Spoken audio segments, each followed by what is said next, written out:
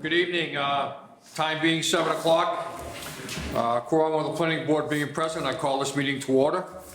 I wanted to welcome and congratulate two of our new planning board members, Jonathan Champa and Nick Lizotte, who won our election to the planning board on the last election. So, welcome, guys. Thank you. Thank you. Just an FYI, if anybody is here for a number of these agenda items that I will list for you, they will not be heard tonight. They will be continued. So agenda item G is 1 Main Street. That will not be heard tonight. So if you're here for that, you can leave while you stay. Agenda item H, 2 Radcliffe Road. Agenda item I, 770 Main Street. Agenda item J, 2122 Main Street. And agenda item K, 1693 Shawshene Street. All have been continued to our 4/24 meeting. Just for an FYI, for anybody here that wants to hear that information, we won't be heard tonight. It'll be heard on the 24th. So, our first item on the agenda is approval of minutes of February 27th, 2023. Motion to approve February 27, 2023 minutes? Second. All in favor? Aye. Aye. All opposed? Motion carries. Agenda item B, any committee reports from the members of the planning board? No report from me, Mr. Chairman. All set? Okay. Moving on to agenda item B2, town planners report. Thank you, Mr. Fratellia. I'll keep this brief because you're all going to hear me talk a lot more in a few minutes. Just an update on 24 Pleasant Street. And a reminder, that was the tree that was removed from the site just across the road. And there was some question about what they were going to do to remedy the issue. I have included some correspondence from the applicant, owner of the project. They are not planning on planting this season because it would impede construction. They still do owe us a cut sheet for the tree that they are proposing to bring through, hoping for that soon, and as well as a revised landscape plan. Next item for a quick update on 17 Lee Street. The building commissioner and I met with the property owner on March 17th, and the result of that meeting is that the property owner is going to invite the building commissioner to a site to evaluate the work that has been done to date and discuss a path forward. Next, just on the horizon for the next meeting, as Mr. Fratellia alluded to, a handful of continued agenda items, but there also will be picking up an application for a signed special permit for Tewksbury Youth Baseball at the Chandler and East Street Fields. And last item, just wanted to put out to the community that the Tewksbury Community Market will be reopening for the 2023 season on Thursday, June 15th. We have started scheduling all of our vendors for this year, and we're working diligently to get everybody set up with the necessary permitting and licensing. We're also working to get a new machine set up that can disperse SNAP food benefits for folks to use at the market. It will continue at the Livingston Street Recreational Complex, and we look forward to another successful season. And if folks have any questions about the market, they can reach out either to me or the community outreach librarian, Robert Hayes. That's all I have. Thank you. Thank you very much. Ms. Lauder?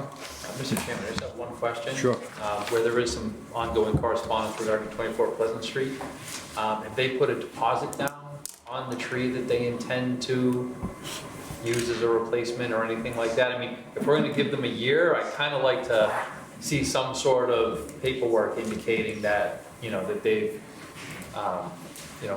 made a purchase commitment to that particular tree, so that a year from now, oh, well, that tree's not available, Sure. somebody else bought it, and we're back to square one. Right, that information, yeah, that wasn't offered to me, but I can certainly follow up on that. If I could just add to that too, the question that I asked at the last couple of meetings was not for a timeline on the planting. I'm quite sure that they will plant it at the appropriate time, but it was just to get a cut sheet for the records of the information that was presented to us at a prior meeting. And that is the type of the tree, the thickness, the species, and so on and so forth. That's what I was really looking for. Thank you. I'll follow up. So we can work on that, right? Yeah. Great, thank you. All right, moving on, agenda item B3, this time of year when we have to reorganize on the planning board with some new members. We lost our executive member, Mr. Bob Fowler, after 40 years. So with that, I'll take nominations for the position of chairman of the Tewksbury Planning Board. I'd like to nominate Steve Johnson for chairman. And second? All opposed? All in favor? Aye. All opposed? None? All right. I'd like to make a motion and vote for, as well as Mr. Johnson as chairman. So with that, thank you, Stephen. I talked to him recently. He's very interested and does a great job. So, all right, next item, we have vice chair for the Tewksbury Planning Board. I'd like to make a motion to nominate you, Mr. Fratelli, for vice chair. Second? I'd accept that. Thank you very much. All in favor? Aye. All opposed? No? All right, motion carries. Next item, the annual voting for clerk of the Tewksbury Planning Board. I'd like to make a motion, Mr. Chairman, to nominate Mr. Jonathan Champer as I second that. clerk. Do you accept, John? I accept the Accept. nomination. All right, I was just waiting for you to look up. all right. All in favor? Aye. All opposed? Great. All right, congratulations. And let's move on. Thank you very much. Next item on the agenda is agenda item C, the zoning bylaw warrant article. Ms. Lauder? Thank you, Mr. Fratelli. So I will start with the first two warrant articles to be discussed, with the third warrant article being a citizen's petition, who is here to discuss that on their own tonight. Just looking straight down how we have the notice for the planning board hearing relative to proposed zoning bylaw amendments that was included in your packets and is a identical copy of what was published in the Tewksbury Town Crier on March 22nd and 29th ahead of this hearing. So the first article for consideration is a new section that would be inserted into section 8.3, which is the affordable housing section of the bylaw. And the text reads as follows. Actually, now that I say that, Mr. Fratelli, we Yes, have we to, need to make it. we I skipped a couple of motions. I was going to stop you, Mike. I'd like to request a motion to waive the public reading. So moved. Second. All in favor, aye? Aye. Aye. Opposed? Motion carries. Okay, we'll continue, thank you. So the first one reads as follows, insert new section 8.3.10. The planning board may grant by special permit the conversion of a previously permitted commercial unit in a mixed-use development to an affordable residential unit to be maintained in perpetuity. The board shall base its decision upon findings that the conversion will provide for improved practical use of the space and to lessen neighborhood impacts. So the intention of this article is to allow for the conversion of the commercial units that are in mixed-use developments to be considered under special permit to be affordable residential units. And I have a couple of remarks prepared for that. So the commercial overlay districts under which these mixed-use developments were permitted were implemented to kickstart development along Route 38 following the Great Recession in 2008. The intention of that overlay district set was to encourage mixed uses of both commercial and residential developments to better integrate retail and dwelling uses. By the time these projects were permitted and constructed between 2015 and 2020, some of which still have ongoing construction, the economic trends, especially as they relate to commercial office space, changed significantly with the pandemic. Many of the constructed office retail spaces, which cannot accommodate uses such as food establishments, have been left vacant, some for years. This provision would be applicable to a finite number of projects, only those which were permitted with both residential and commercial units as a result of these former overlay districts. It would be applicable to approximately 8 developments with 10 commercial units, most of which are 2,000 square feet or less. From there, applicants would have to apply for a special permit for this conversion, giving the planning board ultimate discretion for where these conversions occur, taking into account the unique characteristics of the site. This change would be a small way to address the severe housing crisis in the region, particularly for Tewksbury, whose affordable rental waiting list has over 500 families. Without the construction of more affordable units, many of these people are expected to wait over 30 years to be placed in Tewksbury. These units would be rented at 80% area median income, AMI, which at present time is a minimum required annual income of at least $80,000. These would be considered local action units to count on the town's subsidized housing inventory, SHI, which is kind of a, one of those terms that you hear about when you're talking about affordable housing. And it could also tip the scales of some rental developments in terms of affordable units, meaning that if the proportion of affordable units to market rate is 25-75 respectively, then the entire development can count on the inventory. This amendment would promote occupation of empty units along Route 38. Residential uses are less obtrusive than commercial related to parking and traffic, and it would be the intent and spirit of the current zoning bylaw, which allows for multifamily developments without the requirement of a commercial unit. I would respectfully request that the planning board recommend adoption at town meeting, and I'm happy to answer any questions before I move on to the second article. I have just one question, Ms. Lauder. So you're saying between 10 and 12 maybe units or maximum? Possibly, yes. So what about the possibility of some of the commercial units that are being occupied now? They have an opportunity to also come forward in the future to become rental units if they become vacant, correct? Correct, the way it is written now, yes. Okay. We don't have any idea how many of those are, because I sat in a lot of those meetings, and we've had a lot of, developments come through that way, but I mean, hopefully, that wasn't the intent back in the day. Right. To keep them commercial, because we were striving to get better commercial, but Yep. again, I see the point where it's not, if they're vacant, they're no good to anybody. Yeah. Except, And if we're talking about the units that are currently occupied by commercial businesses or commercial users, it's not too many more Yeah. than the 10 to 12 that we're talking about that are currently vacant. Okay, all right, just a question, but, all right. Board members, Jonathan? I guess one of the questions I would have is, I think it's a great incentive to try and make up for vacant space and put it to good use and serve a desperate need, as you said. What's the feasibility of converting a commercial unit into an affordable residential unit? I would assume the plumbing, gas for a kitchen, things like that would all be very different heating.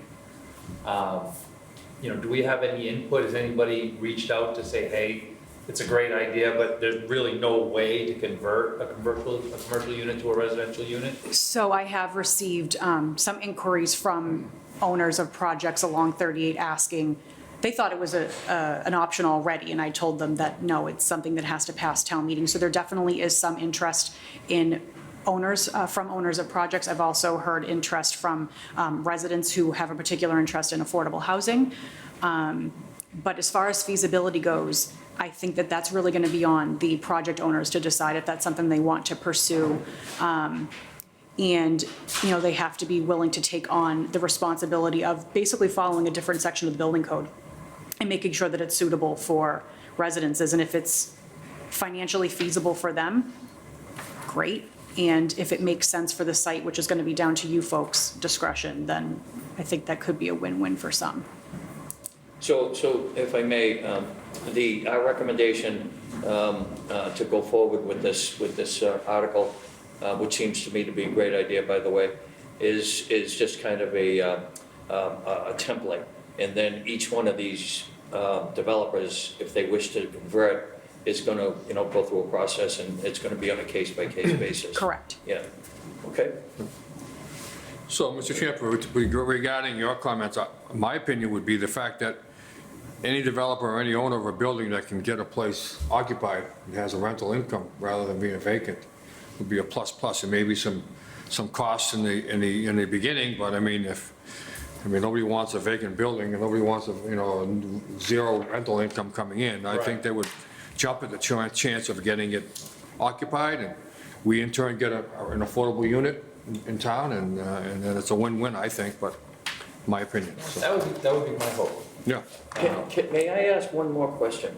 If all of a sudden the demographics change 10 years from now, and there was a desperate need for commercial space, is there going to be any way to kind of reverse this action, or would that be a whole new, town meeting article at that time? If there was suddenly a demand for Sure. commercial space? So because, and I don't have, I don't have a specific answer, but because we allow for mixed-use development in the zoning bylaw currently anyway, one of the uses that jumps out at the top of my head is residential above a commercial unit. So because that is allowed, they should be able to go back. Okay.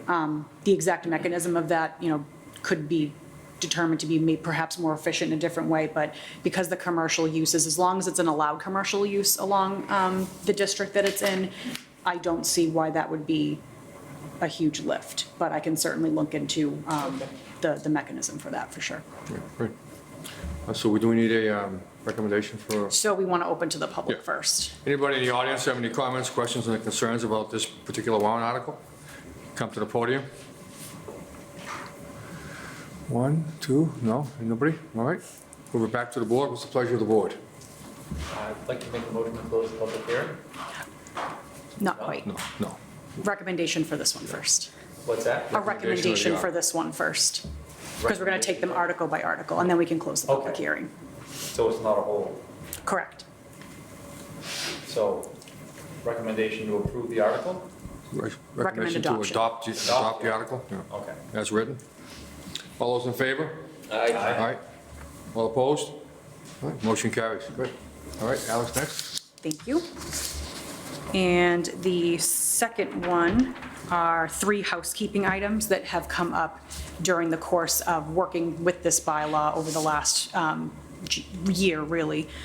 So the first one to consider is to see if the town will vote to amend the Tewksbury zoning bylaw as follows.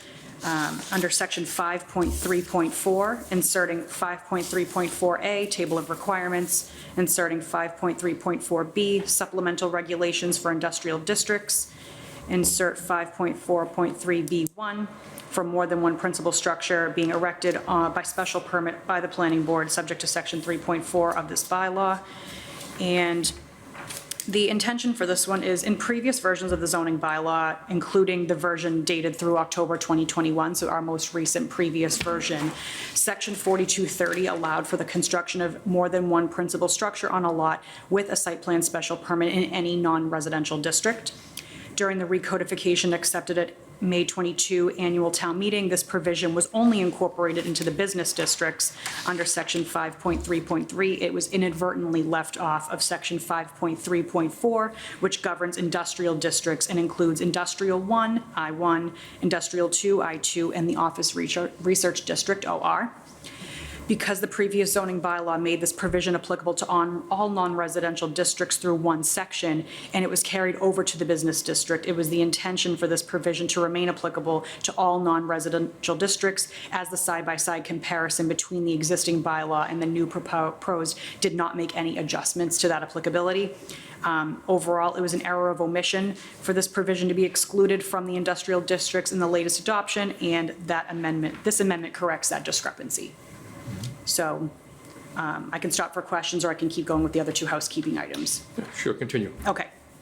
Second one, clarification to the definition of a major project in the town center.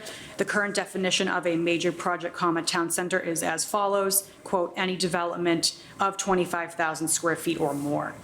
This definition does not clarify what development means in this case. Further, this item, development is not defined anywhere else in the zoning bylaw. So it is reasoned that major project cannot refer to buildings and structures alone based on the following. So the minimum lot area for major projects in the town center is 40,000 square feet. Likewise, the maximum building coverage for a major project in the town center is 30% building coverage. If a project is considered under this provision and it met the minimum lot area and were to utilize the maximum allowed building coverage, it would only be 12,000 square feet, which is less than half of what would be considered a major project. Therefore, developed area under the definition of a major project in the town center should be inclusive of both structures and paved areas. That way, a project of 25,000 square feet of development complies with other dimensional requirements for the district while not requiring double the minimum lot area. This amendment clarifies the definition in a way that is in alignment with the rest of the bylaw. And so, last item for the housekeeping article, if you will, adjustments to the size requirements for wall-mounted signage. So the changes that are proposed here would be to amend section 6.2.10.4 with the following underlined additions and strike-through deletions. Those are all in your packets. So I'll just read the sections as they would newly be read if they were changed. For businesses located in a multi-tenanted building along the front facade, the size of the wall sign for each business shall be determined as follows. Businesses located within 100 feet of the street, one wall sign not to exceed 3 feet in height and half the length of the business facade with a maximum length of 30 feet. 2, businesses located between 100 and 300 feet from the street, one wall sign not to exceed 4 feet in height and half the length of the business facade with a maximum length of 40 feet. 3, businesses located more than 300 feet from the street, one wall sign not to exceed 5 feet in height and 3/4 the length of the business facade with a maximum length of 50 feet. And amending section 6.2.10.5 with the following underlines and additions, and again, I'll just read the new text. For a single business that occupies the entire first floor of a detached building, the size of the sign shall not exceed 4 feet in height, and the width shall not exceed half of the length of the front facade with a maximum length of 40 feet. Now, these changes were proposed after multiple discussions with the building commissioner and assistant building commissioner to try to clarify the how to calculate the sign size while also capturing and retaining the intent of the zoning bylaw. So to improve upon the provisions of the zoning bylaw related to signage, all sign requirements were rewritten to be under one section. So in the previous bylaw, sign requirements were spread out, and we kind of got it all under section 6.2, which is helpful. So during that rewrite, the intention was to stagger the allowed size for signage based on how far from the street the buildings or businesses were located. However, the section as is written today limits the overall square footage of the signs based on the linear measurements of the facade. This makes it difficult for businesses to adequately account for the length of the facade while also having signs tall enough to account for the width. This results in a lot of sign special permits where the intent and spirit of the zoning bylaw is well within range. This amendment retains the original intention of adjusting sign size for distance from the street, but it better accounts for the length of the facade. That is to say, when they have a very long facade, or likewise, actually, they have a very short facade, or perhaps they have a long business name, then all of their square footage is going to length and then nothing to height. So then the proportions of the facade don't really necessarily meet what we probably want from an aesthetic perspective and probably what the business owners want Right. for you to be able to For read their visibility, business. Yeah, so those are those 3 housekeeping items, and I am happy to answer any questions. Okay. Comments from the board? Mr. Duffy? I'm good, All thanks. set? Mr. Champa? I'm good. I like that we're cleaning this up, making it easier for our constituents to interpret and follow. Hopefully that leads to less waiver requests down the road. I agree. Nick, any questions, comments? No, no additional Okay. questions again. Like- So just a comment from myself, I guess, Alex, is we spent a lot of time, you know yourself, getting this finalized and so forth, and we lost our consultants at the very end, I believe, right? So housekeeping is gonna be probably an ongoing process. Would you agree? Yes, and like Mr. Johnson and Mr. Johnson, Todd and Steve respectively mentioned at town meeting that this is a living document, and we can't expect to reasonably be done with it once and for all. But as these kinds of items come up, as we work with it more, and I'm happy to say, after working with it for a year, there aren't too many things that I'm kind of sitting there scratching my head over. So I think that we can kind of expect these things to kind of trickle in over the next couple of years to only improve upon the product that we voted in. Sounds good. Do you need a recommendation one at a time, or can we do all Nope, three? this is all one article. Yeah. The only thing that I had done was separate the affordable housing Yeah. article from these 3 housekeeping items. So happy to take any comments from the public before Okay. we take your recommendation. Anybody in the audience have any comments or concerns? No? Nobody coming up? All right, bring it back to the board. What's the pleasure of the board? I'd like to make a motion to adopt the article as written. I would say that we second that recommendation. All in favor? Aye. Aye. All opposed? Motion carries. Very good, thank you. I will take these recommendations to the Finance Committee in about 15 minutes when I go down the hall.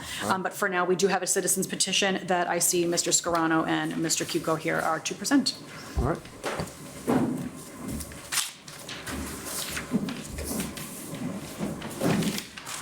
You guys are all set? Just for the record, your name and address? Robert Scarano, 769 Livingston Street. Chico, 73 Emerald Court. You should be able to plug into the HDMI. Yeah.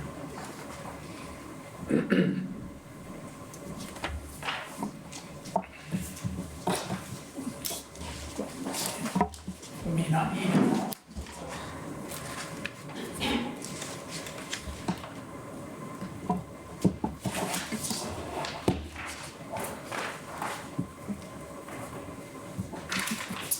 Okay, so good evening. Just as Ms. Lauder had indicated, we are finding a few items on the zoning bylaw that kind of fell between the cracks. And in this particular case, we have a petition in front of town meeting, it's on the second page, which there is a conflict in some sections of 8.2 multifamily. For instance, if you look at the use chart, you'll see that under residential principal, you got single-family, detached townhouse, two-family, multifamily, section 8.2, multifamily more than 8 units, section 8.2, and then multifamily development.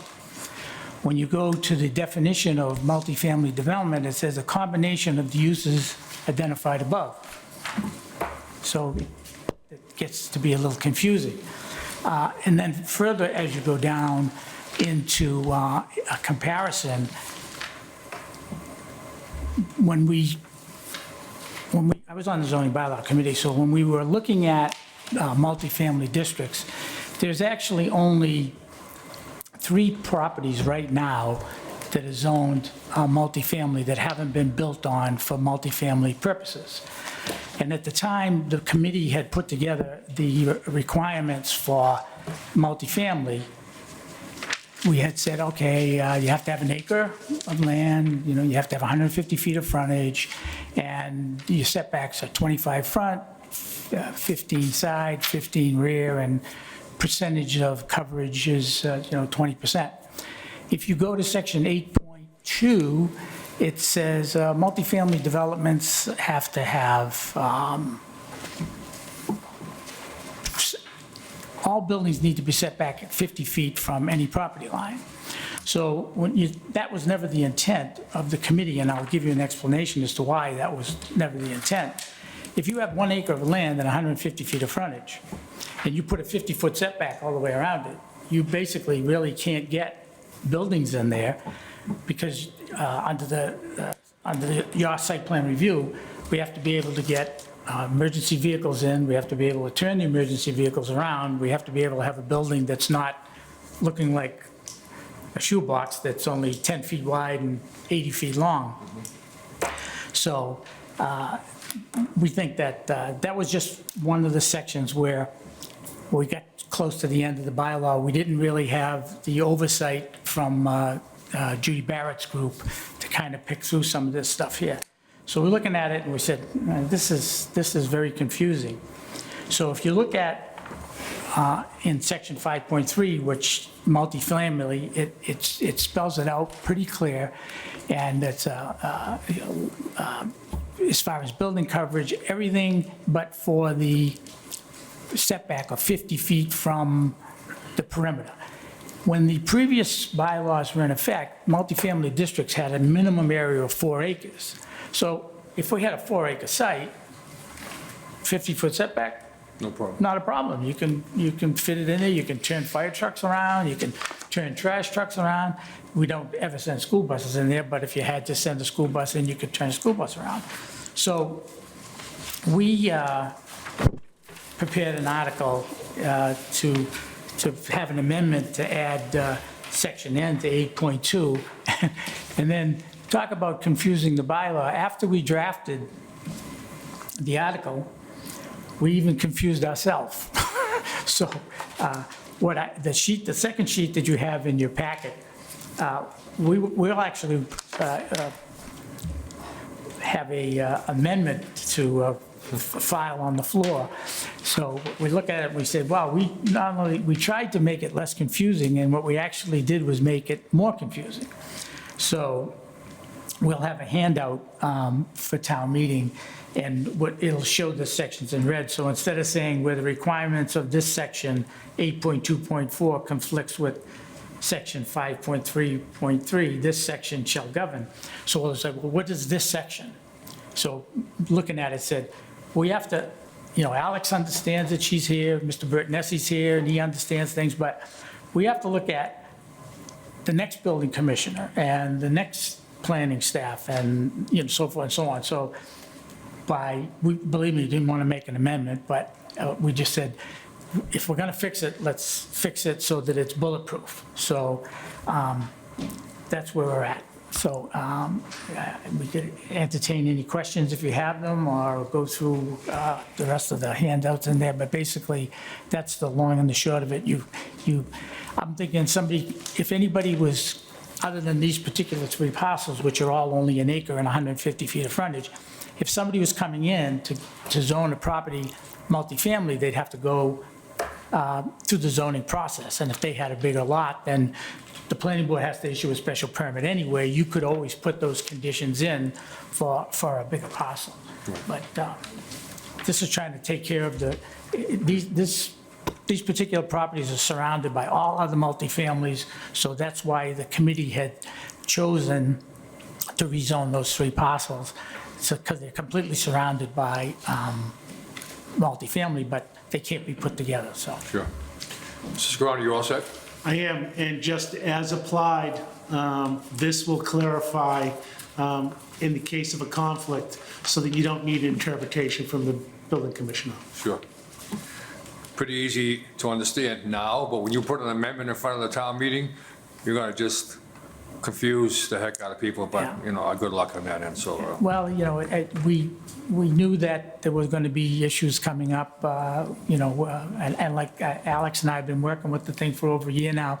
Some of them we've been able to work out, by going back and looking at a different definition and saying, okay, that's how this applies, okay, fine.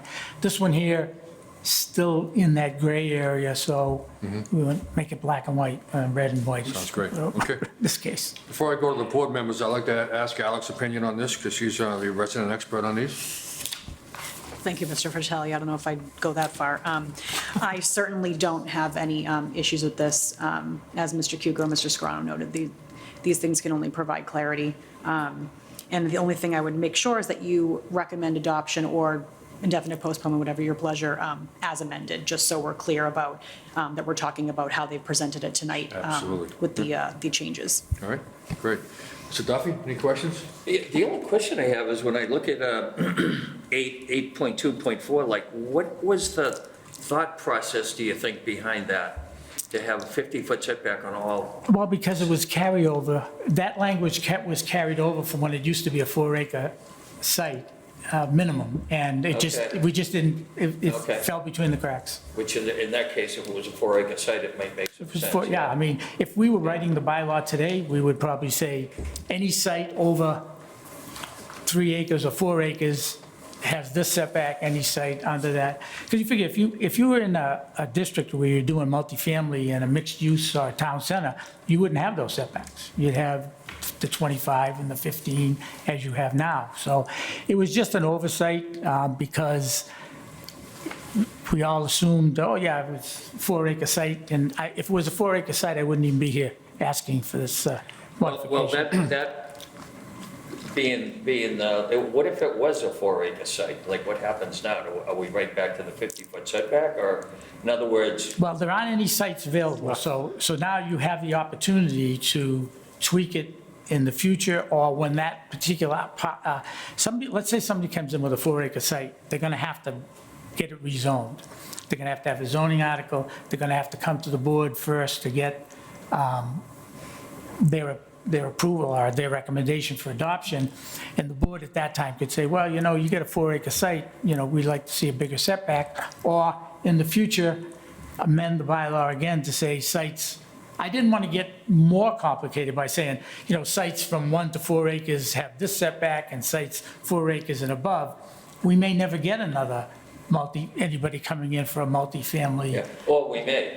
And may. I don't want to, there's clearly a discrepancy that needs to be cleared up right Yeah. now. you know, so I can clearly understand that, but I don't want to handicap a future board, that, you know, or a developer that comes here with a 3 or 4 acre site that says, hey, listen, I want 15-foot setbacks on my sidelines here, you know? Well, my recommendation would be maybe to, at another town meeting when there's some other stuff coming in, is to actually have that scale. If it's 1 acre, these are the setbacks. If it's more than 2 acres, these are the setbacks. Even actually, if it were 2 acres, you could probably make it work, but 1 acre you can't. Sure, completely understand. Yeah, so I think that's a good suggestion, Mr. Duffy, down the road to maybe, tweak it again. I think that is definitely a discussion that I'd like to have going forward, though. Yeah, good point. But I clearly see the discrepancy here that needs to be addressed. How's that, Mr. Vice Chair? Thank you. Mr. Lazat, any questions, comments? Yeah, appreciate the effort to clarify here. I think that makes a lot of sense. Just one question. Did you mention that there were currently 3 sites that would potentially be impacted here? Yes, yeah. They're all 1 acre sites. And They're all off of Livingston? Off of Livingston Street, and they're surrounded by multifamily buildings. That's why we picked that spot, to make that multifamily as opposed to R40. All set? No further. Mr. Champa, any comments? Just to make sure I'm understanding this completely. So 5.3.2 has less restrictive setbacks, right? Lesser setbacks. 8.2 has greater setbacks, meaning, you know, makes the property less intrusive, better for the neighborhood. And the article, section N that we're going to add is, if there's a conflict between these two, we want the strict, which is 8.2. No, we want the less, Less restrictive. 5.3. And that's because there's only 1 acre sites left rather than 4 the acres. 4 acre sites. So we've gone to the less restrictive in order to accommodate the 1 acre sites. Okay, so we're adding section N to chapter 8 and saying when there's a conflict between section 5.3.2, this section shall govern. Yeah. Doesn't that mean the section I'm reading? Well, that's why that's why we have the amendment, because we were confused.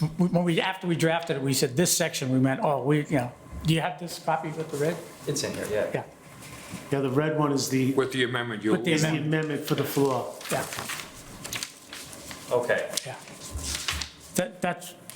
It was confusing to us, Mr. Chairman, so we said, let's make it bulletproof, even with the risk of saying we have I to can do an see, amendment. you struck all I you wanted struck through was- this section, that was a little grammatical Yes.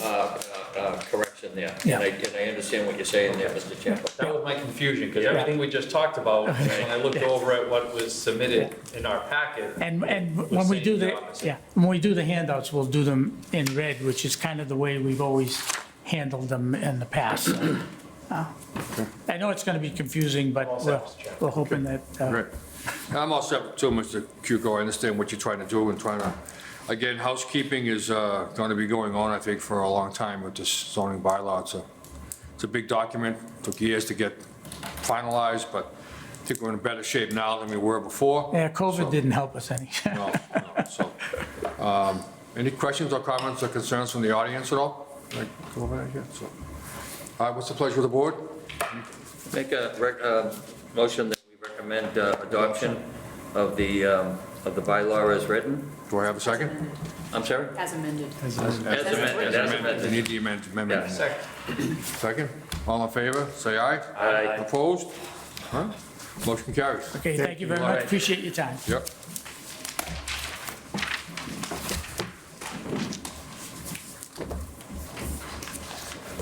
All right, moving on to next agenda item D. Excuse me, Mr. Fratelli? Yep. Could we just close the public hearing for the zoning articles? Yes. Thank you. I'll make a motion to close the public hearing. So moved. Second? All in favor? Aye. All opposed? Motion carries? Great. All right. Appreciate it. Thank you, Alex. All right, next item agenda D, 553 Main Street. Anybody here for 553 Main Street? This is for the special permit, just to Special permit? clarify.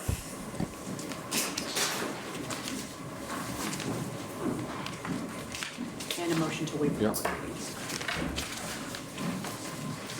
I'll take a motion to waive the public reading. So moved. Second. All in favor? Aye. Opposed? Motion carries. Once you're all set, state your name for the record. The floor is yours. Tia Santos. Katie of Valmont. You gotta speak good to the microphone so we can pick it up, okay? Katie of Valmont. And Tia Santos. Okay. All right, what are you here for? We're here to be able to open a small venue space at that location at 553 Main Street in Tewksbury. You're gonna have to speak a little louder, so you gotta get recorded by the We're people. looking to open up a small venue space at the 553 Main Street location Okay, in Tewksbury. okay. It's just to hold small gathering, and we abide by whatever the town allows for the capacity. But typically, we wouldn't want to go over 70 guests in there. It would be to have like baby showers, small birthday parties, sweet 16s, and that sort of thing.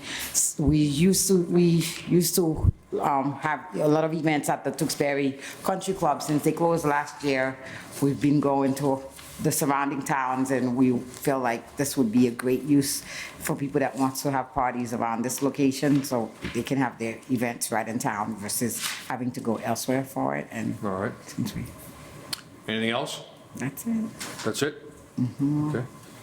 I'll bring it to the board. Mr. Champa? So I saw your site plan that was submitted with the dimensions of the space and everything. And I'm not sure, Ms. Louder, maybe you know, or Tia, if you know, but the property goes from the Skybox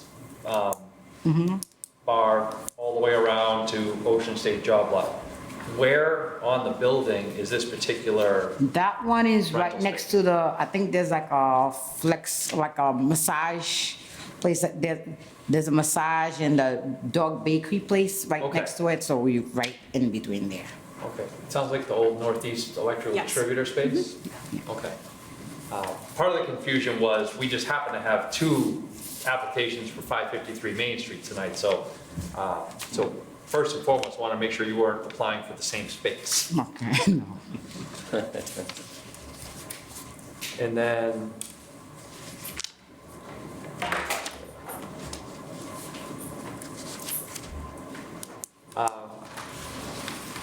as far as operating hours, what do you have in mind? I mean, obviously, we have the Skybox, which probably has some later hours. Yeah, I think the Skybox, when I checked, they open till 1. We wouldn't be open till that late. I know if it's a birthday party, some people would want to maybe midnight, if that, but for the most part, 11 o'clock, 10, 11 o'clock, that would be the max. And we would go by whatever the town allows, basically. Okay. That's all I have. All right. Mr. Lazat, any questions? Do we know the, kind of like the most common hours that these are occurring at? Is it tend to be later? Usually on midday? most, for some place like this, during the day from 10 to 3 or 4, usually if someone's having a repast or that sort of things. But if someone's having a birthday party, typically it's from like 6 to 10 or 11. Most of the time it's 4 to 5 hours they have their events. And that's it. And are they equally spaced throughout the week? Are they concentrated around weekends? Most people don't have events during the week, unless it's a repass, it would be during the day. But most events happen from Thursdays to Sunday. Except once in a blue moon, someone may want to celebrate on their actual birthday, but most nights, no. It's usually on the weekends, from Friday to Sundays. And just kind of the rough overall size of these? Excuse me? Do you have an estimate on the rough overall size of these events? It depends. Some people may come in, they say they have 50 guests, some would come in and say they have, but whatever the maximum capacity we allow, that's what we would book for. We wouldn't book over that amount because we can only hold a certain amount of people. I have no further questions. All right? Because when they walk in, the tables would already be set up, and so we would need to have when they sign the contract, the client would tell us how many guests they would have in there. So if they came to us and said, okay, we're gonna have an event with 200 people, obviously I know I can't have that many people in there, I would tell them they would have to go elsewhere, but if it's within that range, yes, I would do that. All right, Mr. Duffy? Thank you. I think the numbers of allowable guests is determined by the building code and Yes. and the fire department and so forth, so you'll be checking with them, of course, right? Yes. I think it's a great idea. I think a nice little events place it could fill a nice need here in Tewksbury.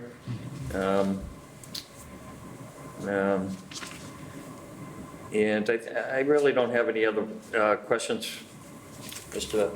Taylor. All right, sounds good. Yeah. So I have a number of questions I'll ask you. So do you have any prior experience from doing this? Or is this a first-time I've been venture? doing this for 15 years. Usually when I do events, I go off-site or somebody would rent the Elks or VFW. I'll go in, bring a U-Haul truck with all the chairs, all the fancy stuff, and I'll decorate, even sometimes in people's backyards. I'll rent a tent, I'll have like, the tent company go up, they put the tent with the flooring and everything, and I'll just go in and make the magic happen. But I've been doing events for about 15 to 20 years. Okay. So you have plans to go in and design this place so that it's appealing for people coming in? I mean, I happen to read in your plans here that there's not many alternatives in the Tewksbury area, but we Yes. do have a number of alternatives. We have the Wamisit Lanes right down the street from you. Yeah, you got the Elks Club and Tewksbury Country Club, yeah. Let me finish, how's that? Okay, so we have the Elks, we have the Knights, we have Wamisit Lanes, we have Luna Rosa that does functions there as well. I've been in We have a there number of them in town, so I just, my question is, why would your place be so appealing to somebody else rather than going to an established location that's already up and running? So, It's, go ahead. the difference is that a lot of these places, they have one setup and that's it. We do balloons, we do like, just kind of like, we tailor. It's we upscale decor. So if your It's kid not- wants a Mickey Mouse, birthday party theme, Okay. We don't do folding chairs, it's not that We'll kind of bring a party. folding chair, but there's also, we have like, what am I saying? We have like centerpieces, it's more customized and, it just pops a lot more, which a lot of people want nowadays, They want something customized. They want, to say like, my kid had a Mickey Mouse birthday party and this was the theme and, And if there wanna was be such, wowed by it. if what you're saying was true, then they wouldn't hire, a lot of those places that you're referring to, I have been in there. They usually, even if when you go to Spinelli's, you pay for the food really, but half of the time I've been in Spinelli's. Yeah, I'm an event planner, And we that's- go in there, we don't want to bring the magic, it's not, they have the establishment there, but I have to be the one that go in there and design and do all the other stuff, so that's why they would pay for it. So now, what's going on with the alcohol? People can bring alcohol in or People would not? not, no, I would not allow that. If someone, I would do like a mobile bartending thing and whatever the person, they would have to obtain a license but I would not allow anyone to go, nor would I serve alcohol unless I go to the town and obtain the proper licenses for it, no. I would We not. have our rules, we have our regulations in Tewksbury. I You're aware know of that, so and plus it's we my have a great business, Board I of wouldn't want to Health, be we have a liable great for police that department, also. but- I would not want to be liable for that, so no, I Okay. won't allow anyone to bring that kind of All stuff. right, in. just want to make you aware of that. I'm pretty aware, I've been in this business for a long time, so I know what to do and So what it's our duty as the planning board members to make sure the establishments are up and, on the up and up, so, I so, could maybe add one Sure. comment to that. I guess your proximity to the Skybox, my concern would be patrons leaving, going to get beverages, and then possibly trying to bring them back. I would not allow, that's why even if they come in, they can have like a cooler or something, but I would inspect, because after all, I have to have insurance in my business. I wouldn't want somebody to leave there drunk or something like that. That's why I would, if we're doing it with the alcohol, I would have to have like a licensed bartender. They have traveled ones but I would not allow So anyone who to. would wouldn't allow actually do outside that? I alcohol. saw you did make a reference to having security as part. Yeah, I would have somebody, yes, I would have somebody there to double check. I would not allow anybody, no beverage, you can't come in with the canister, anything that's, I can't see what it is. That's not allowed in the space. Okay. All right. So you know a building permit's gonna be required and so forth and so on, you have to go through that whole process, right? So I have I'm very well Did you aware receive of the letters from Ms. Lauder as far as some of the requirements and so forth? Yes, she did, was just forward that to me. So I you're did aware see of that. all that stuff? I am You're aware. gonna do signage at the house, at the facility, or no signage, or I yes? will do the signage. There's something there already, but I have to swap it in and just put on there. And hours are still open, you're not sure what hours gonna be? Again, once the building inspector goes in there and they tell us what we, but the hours, more than likely, it would be 10, between 10 to 10 or 10 to 11. That's what I would like, but depending on what they allow me, that's the guideline I will follow. Okay. All right, board members, anything else? I'll bring it. Well, Yeah. How often would these events include a temporary alcohol license? It depends, because some people don't drink based on their religion. I can't predict how many people are gonna come in there and say, oh, someone may book a baby shower, and they say, okay, I don't want no alcohol, or baby party, a kid's party, they don't want, but someone may have like a small, like, say, a rehearsal. It depends, I can't predict that. If I give you a number, then Kind of, in your experience, do you have a ballpark? Just kind of, well, most kids' parties don't have that, or, like, of course, I would not allow, like, for Sweet 16, even if there's adults there, I usually don't allow that, because I don't want that kind of liability. So it all depends, I don't know what I'm gonna be booking. So I'd say maybe 50-50, so I don't know, but if they do need it, I would, again, follow the rules and obtain proper licensing for it, I would not. We can make that part of the contract, like when you come in, like everything, like that's part of it, like have the person make sure they have any like permits or anything to get alcohol before we sign off on them using the facility. Like that's definitely something we can do to make sure we dotting our i's and crossing our t's. Right. So okay. My one last question. How many square feet is that? It's facility? 2,100 square feet. 2,100? Okay. All right. I'll open it up to the audience. Anybody in the audience have any questions, comments, or concerns? Just state your name for the record, sir. Yes, hello. My name is Thomas Skoronsky. Can you get closer to the microphone, please? Go ahead. I live at 45 Novelist Road, and I got a notice about this meeting. I came down to see it. You said that it was hard hearing back there. I just want to make sure, because when I called down to the who sent me that notice, I asked them where it's going in, and they said it was going in by Papagino's and My mistake. the other one. So, it, Just around the corner there. yeah, it sounded all good, I didn't have any issues. I spoke to the lady, she was nice. And the only thing I'm thinking now, looking back, we got the skybox there. Now we're gonna put another alcohol establishment in. There's a big community right behind there. And that's if it's monitored right, maybe it could work out. But I'm a little concerned about putting another alcoholist, because you got a lot of people shopping and everything. Well, they're not going to be selling alcohol at all. They're not going to be selling it at the facility. They don't even want it in the building, really, for the most part, at one of their functions, but it'll be sporadically, but that'll all have to be controlled Yeah. by the Alcoholic Beverage Control Commission. Alex? If I could add, I was the one who spoke with you on the phone, Oh, okay. and that was my mistake about not realizing which unit that is, so that's not these ladies' fault at No, I all. know. It's- Yeah, and just if there were to be any alcohol served on site, folks would have to go for the temporary liquor license to the select board, as they mentioned, so it's going to be on an as-requested basis. Okay. All right, thank you, that's all I had. All set? Okay. Anybody else? No? All right. I'll bring it back to the board. What's the pleasure of the board? Mr. Chair, I recommend approving the special permit. I'm sorry? Close the hearing. I recommend that I make a motion that we close the public hearing. Second? All right, all in favor? Aye. Opposed? Motion carries. Now I make a recommendation to approve the special permit for the proposed use with the conditions spelled out in Ms. Lauder's letter, A through E. Do we need to set the All right, Are you familiar with the conditions that were Yes, I imposed? did get that notice, yes. Okay, That's a fair question. I mean, do we want to put a midnight on it? I mean, my inclination is 11 o'clock, but where the Skybox and Wamisit are right there and they have later operating hours, I feel like we should be fair and consistent.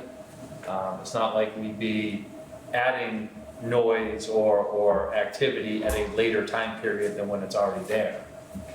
So I would say if. Would that work for you guys, at midnight? Yeah, that's fine. Okay. so the hours would have to cease at midnight, Yes, that's, okay?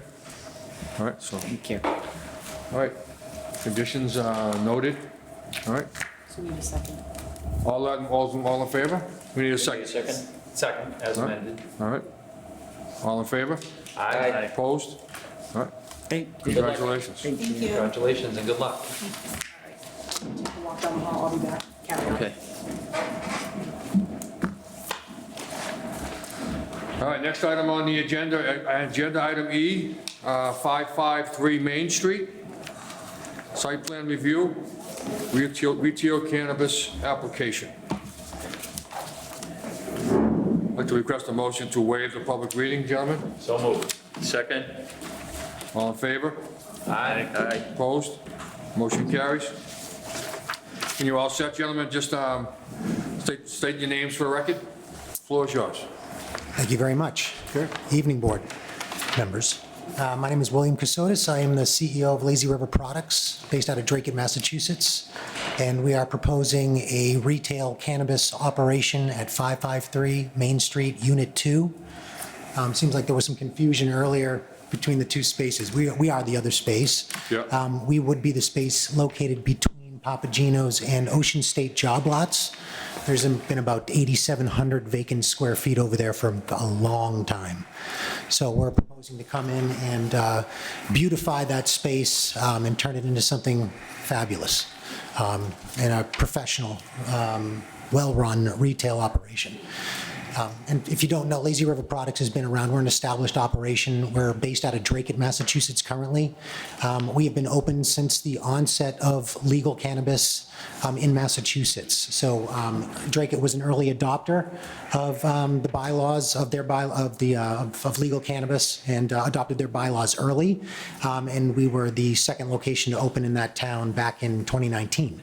So we've been operating for a number of years now, running a very successful operation. And we invested heavily in Drake, as we plan to do here in Tewksbury.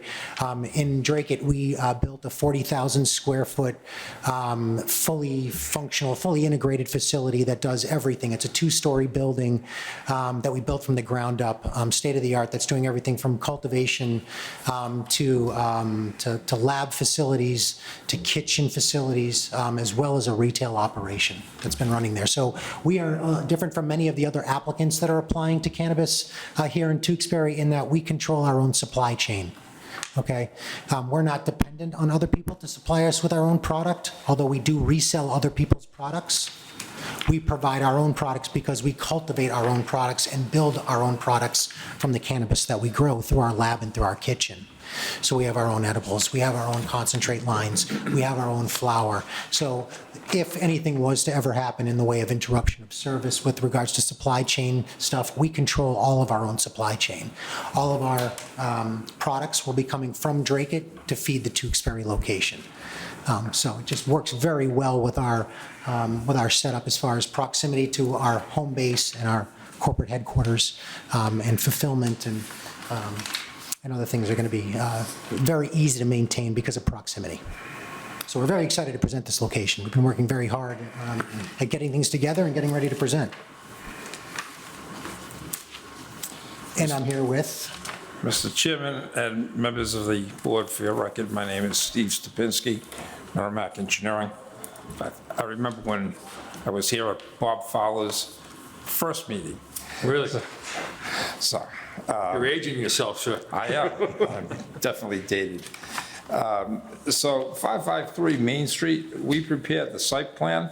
That's before the planning board as a requirement of the cannabis permit in Tewksbury.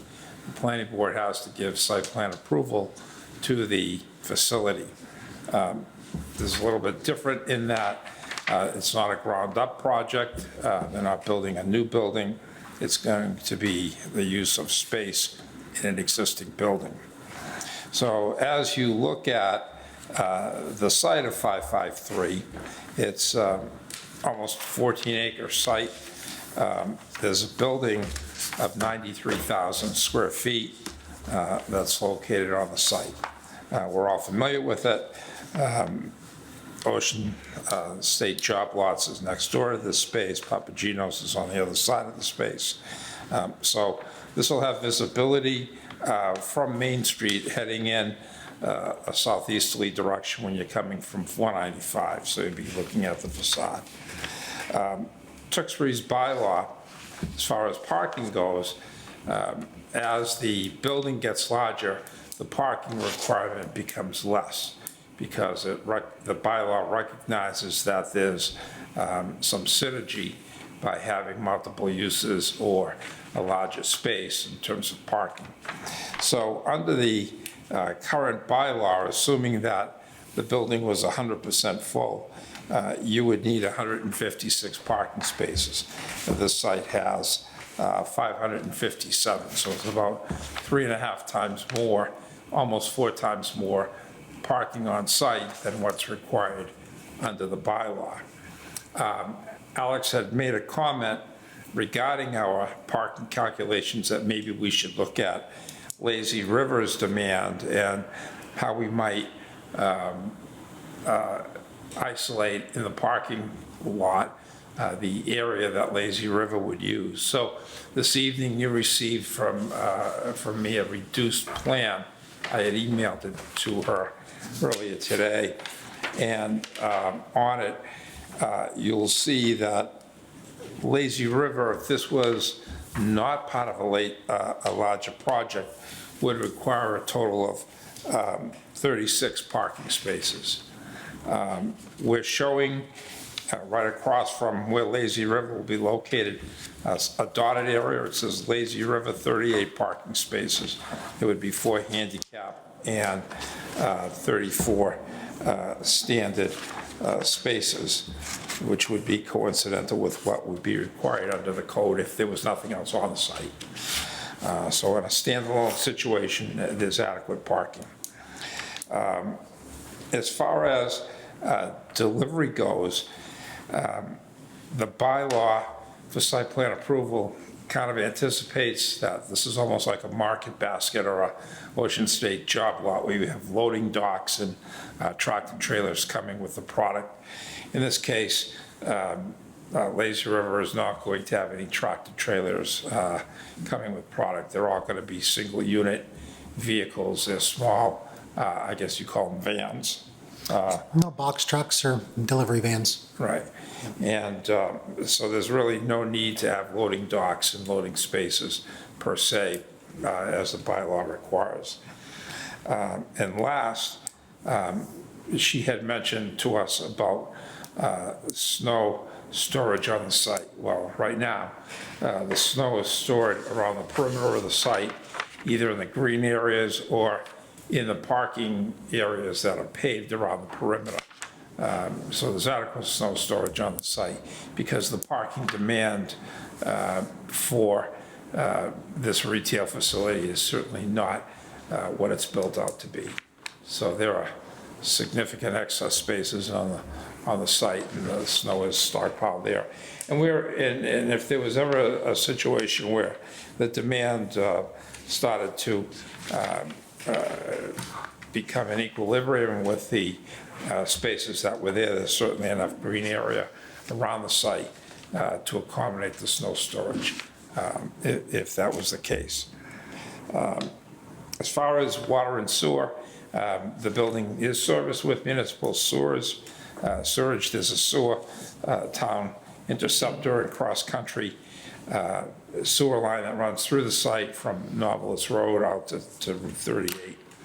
And there is town water in 38 that services the building, fire protection. And I think most importantly, you have traffic control in terms of the traffic signals at the main entrance to the site. That's certainly an advantage that I think some other sites that might have been considered don't have currently. So you do have a controlled traffic signal intersection, and then you have an uncontrolled second means of egress that's from the direction, I guess you'd say, of the emergency services. So if emergency services are required, there's a second entrance that's closer or east of the site towards the fire department, towards the town hall end of the property. So that's about it in a nutshell. Certainly, we're both here to answer any questions that the board members Okay, might have. great, thank you. Mr. Lazat, any questions? I think with the updated plan, you addressed my questions about parking here. Just overall kind of traffic that you're expecting at the establishment?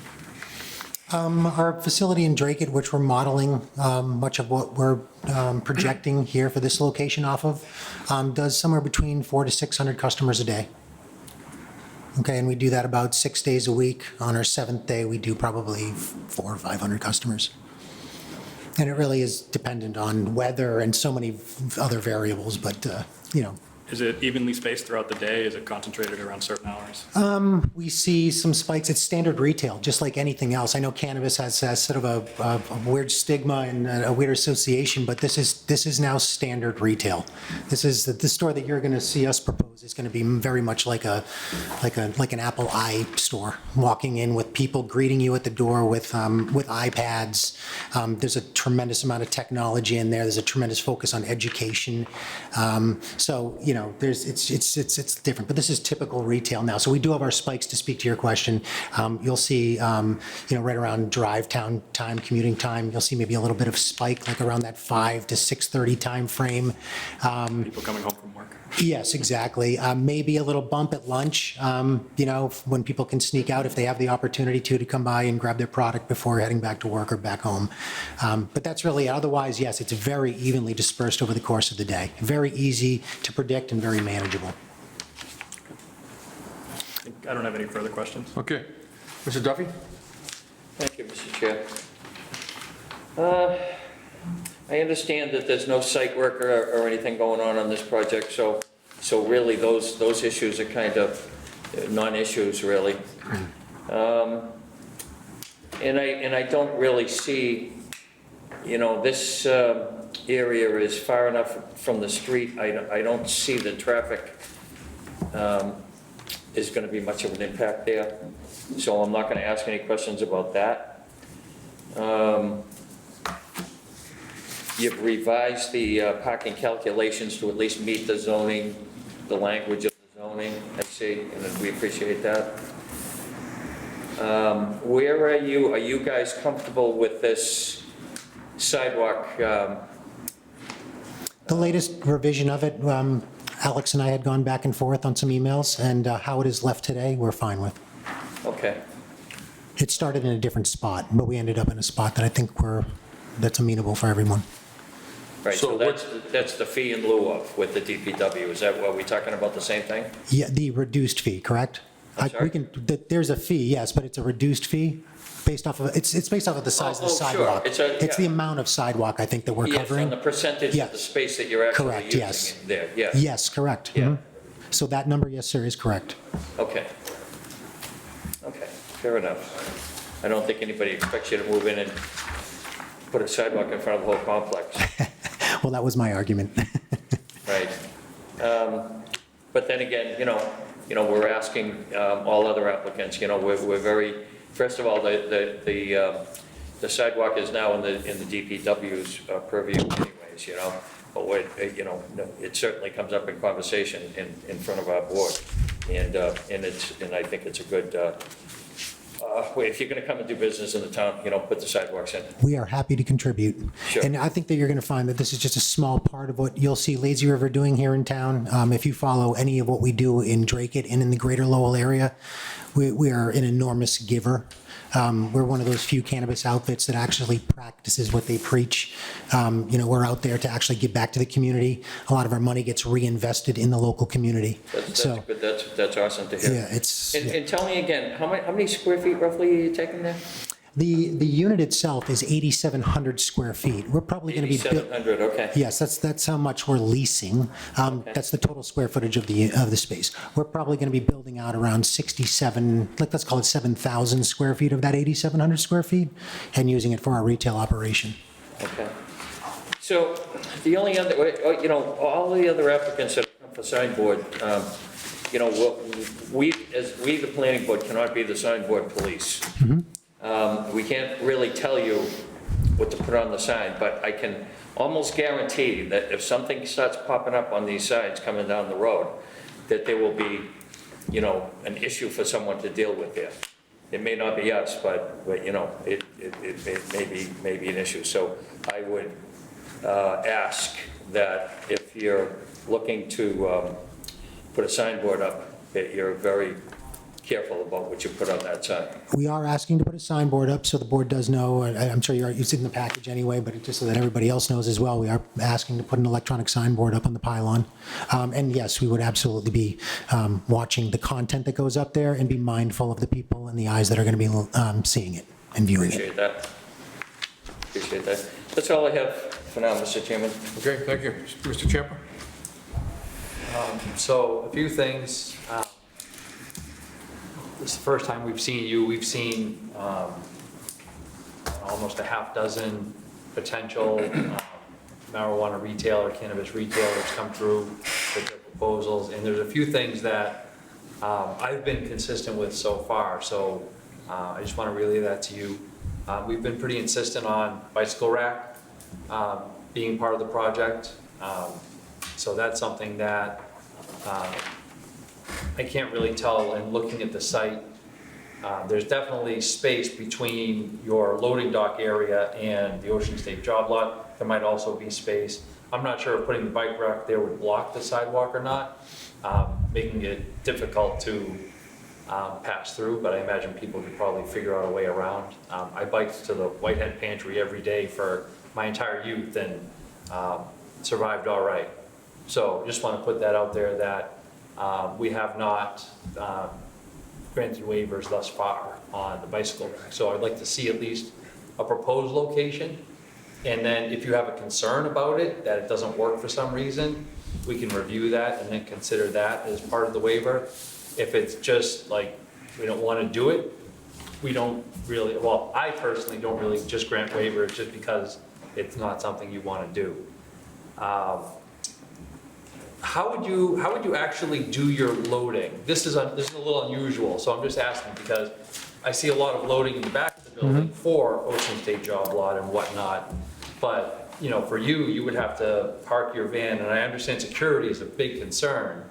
But I'm assuming, and my question, you can't just back the van up to your roll-up door, blocking the traffic that's going in both directions in and around the site. I'm excited you asked the question. This is one of the reasons why we were so excited about the site to begin with. First off, the reason we chose this site is for all the reasons that we hope you're going to approve it.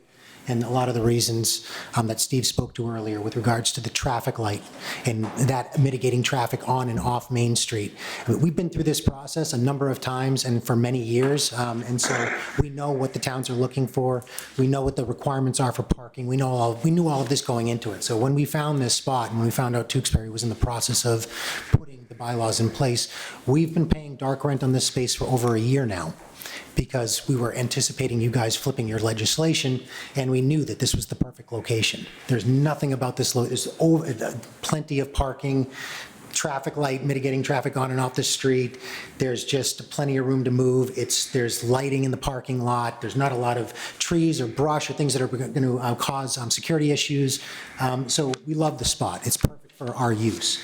To the delivery question, there is a drive-up bay door there at the front of the retail space. So I'm not sure when the last time you guys have been by the space, but if you look, there is storefront glass with a front door entry, and just to the right of that, in between that doorway and Ocean State Job Lot, is a roll-up door that has already been used for roll-in deliveries. Deliveries would drive inside the space, okay? The door would come down and they could offload inside the space.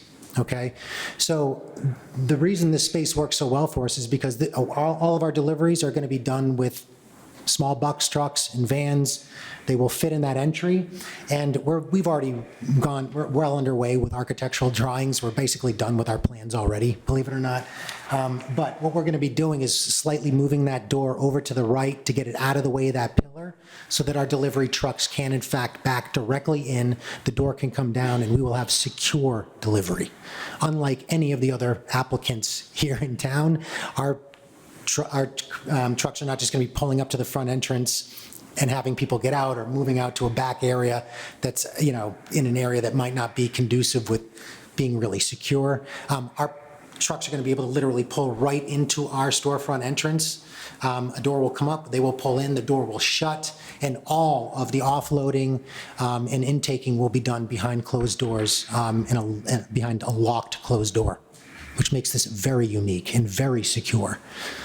And we invest heavily in our security. That's another big thing you're going to notice. In Drake, we invested over $500,000 in our security setup there, primarily because of the size, but also because of the CCC's requirements on, not having any blind spots basically in your facility. So granted, we will have external cameras on both the front and back, everything inside the delivery bay, outside of the delivery bay. Everything will be well monitored, and of course, everything's going to be recorded and stored for 90+ days and accessible to the town as well as anybody else that wants to see it. So the delivery is going to be a big part of this thing, and it's what makes this site so unique and so perfect, because we can actually drive our units right into the storefront, shut the door, and just lock down secured delivery. I like that. I guess what I would want to see when we have full architectural plans is some signage indicating that trucks could be entering and exiting, just to warn the pedestrians, so that they know, because obviously that's, if someone's expecting to walk from Papagino's to your store to Ocean State Job Lot, and all of a sudden a truck rolls out, Yep. I'm sure your driver will be safe and look both ways and all that, but it could still be startling to someone that walks by. And I just think of downtown Boston, they have those flashing signs when someone is pulling up from the garage to warn the pedestrians. Yeah. I don't think we need that, but just something letting them know what might be happening there. And, hopefully they'll be on the lookout. We will likely staff that so that when trucks are entering and exiting, that there will be people on either side just to act as human, guardrails, if you will, or security gates. Okay. What time of day, to follow up on that, on Mr. Champa's question there, do you typically make it those deliveries? The deliveries, Or is it random? per the CCC's regulations, they have to be random and they have to be scattered, and they can't be I pinned suppose down that and makes scheduled sense, in yeah. advance. So there's a lot of unknowns there. We get a window of opportunity, and that's when we can expect the delivery drivers. Sure, okay. So one of the other items that was on there was, I did the measurements of your signage against our current bylaw, and it is too big. Are you planning on asking for a waiver, or are you comfortable reducing it to the compliant size? Because And this is for the sign over the facade. right, and because everything was packaged up so nicely, and we did the work, and we've got the time, we will likely file the variance. We have a long name. The Lazy River Products name, that's our brand. It's Lazy River Products. It's not like a 1 4-letter word. So, in this instance, it's going to behoove us to ask for the variance. That'll come later, right? Correct? Yes. We just got word of this. Actually, we've been speaking through this with Alex, and so we just got the email literally yesterday about next steps for this specifically. Yep. And the last thing, again, in the interest of consistency, is I have not really been in favor of the electronic message boards for the cannabis shops that have come before us thus far. So, you've got it in here. But that's something that, you know, we've been a little hesitant on. And again, part of that was, I think Mr. Duffy alluded to, you know, we're not the sign police, so once it's in, we don't have a lot of control over what it says, but we'll certainly hear about it if someone doesn't like a message that's on there. But so I say that just as sort of a point of interest. I don't know if that's a deal breaker for you, but there's been some pushback on the electric message board signs for other establishments that have proposed their plans thus far. In my, I mean, this, in my opinion, is standard retail. I don't know why you'd want to, I mean, for us, as far as what's content and what's going up on the board, I think that's probably the first thing to just clarify. You know, we're a professional operation. There will be things up there like advertisements for gift cards during holiday seasons, because we sell gift cards. I could interrupt, Mr. Chamberlain? I just wanted to have one quick follow-up though. Okay. I was a member at Four Oaks Country Club for about 7 years. Your Lazy River Products there does not have an electric message sign, does it? I'm sorry, where? Over in Dracut? Across from Veterans Park? It doesn't, but we bought the entire property, and at that time, it wasn't a part of the proposal. We didn't build it in because we had enough pylon signage, and we controlled all of it ourselves. We bought the entire property there. We own all 3 of those buildings and the 20 acres out back. So we basically had control over all the pylon signage, and therefore it negated the need to do anything more. Here, we're very restricted. Unfortunately, we've got a very small slit of space directly at the very bottom of the Ocean State job lot sign. The remaining, you know, the 75% of it is Ocean State job lots, 25% of it is whatever's beneath that. So that will be just for a standard vinyl sign that'll just say Lazy River Products on it, hey, enter here. The electronic signage, which by the way, are at a number of other retail-based businesses throughout Tewksbury. They're all up and down Main Street. So I think if the content was similar to what you would find for a standard retailer, and we weren't blatantly advertising the use of drugs or things that would be, first off, if we were to do that, the CCC would shut us down and we could likely lose our license. And with the amount of money we've invested in Dracut alone, never mind what we're about to invest here in Tewksbury, that would not be a smart move of ours to lose the licensing, because it would lose our ability to do business. So you're going to see product advertisements up there, which are clean packaging images, stuff that the CCC would allow, stuff that we're already doing on billboards on 93, Route 93, and the CCC is allowing us to do this because our messaging is clean. You can see it. We have static and electronic billboards right on 93, right on the Dracut exit at 46. So you'll see clean imagery up there. There's nothing out of place, nothing that would offend anybody, and certainly nothing that any young individual would look at and say, I have the desire to go consume cannabis right now. So I think it's safe, and I think we're in the times of this being, it's coming out of the shadows. This is standard retail now. These businesses are already heavily handcuffed by the IRS and by other laws and things. So all the help that we can get is advantageous for us to fight for, because it's not an easy business. Understood. And thank you for your answers. I'm all set, Mr. Okay, thank you, Mr. Chamberlain. So I have a couple of questions. Trash, where is the trash going to be removed? It's going to be on-site, off-site, or how do you plan that? Yep, we'll have trash, we'll have waste management bins out at the back of the facility where the trash will be disposed of and picked up by waste management and disposed of. This is typical trash. We're not going to be disposing of any cannabis products, things like that. All of that stuff would go back to Dracut to be destroyed if we had anything that maybe fell out of expiration or things like that. Otherwise, it would go back to the vendor that we purchased it from. So we're talking typical office waste, retail waste. Okay. So no cannabis waste would be used to dispose of in that None at all. waste matrix? Okay. None. All right, great. Hours of operation for your facility? Well, we're required, the town has implemented, 10 o'clock. well, actually, I thought it was, is it 10 o'clock now? I thought it was 8 o'clock, so if that's changed, that's news to I me. thought it was a 10 o'clock start. 10 o'clock. Oh, 10 o'clock start, I'm sorry, I thought you meant 10 o'clock at night for the close. Yeah, we're looking to run our hours for the full amount of time that the town will allow us to. So, I mean, if it's 10 o'clock in the morning, then we will be open at 10 o'clock in the morning, and if it's closing at 8 PM at night, then we'll be closing at 8 PM at night. Okay. My hours in Drake are 9 o'clock in the morning, and we stay open until 10 o'clock at night, and we do that basically 7 days a week. Okay. Concerns about security. You haven't mentioned security at all on site. What are your plans for security on site? You mentioned inside the building, but parking lot security? There's not a need for it. I mean, if the town requested us to have it, I would certainly do the due diligence of looking into it. But there's no need for security in the parking lot. We don't do it in Drake. We have security inside the facility. The days of what used to happen when cannabis first came into Massachusetts, where you had people lining up outside and all the crazy stuff happening where people were urinating in parking lots and emptying out their cars, in some of these places that were open up, you just don't see this kind of behavior. We don't see it at all in Drake. We haven't had one single incident where we've had to call the police. Yeah. Ever. So we've heard different scenarios about security, where some facilities have security on site that monitor the parking lot for use and abuse at the facility, but you have no plans for that at all? Well, we will do whatever is required of us by the town. For us, we invest heavily in the security that we bring into the facility, and it's not just in the facility, it's also outside the facility. So we are actively monitoring the parking lot.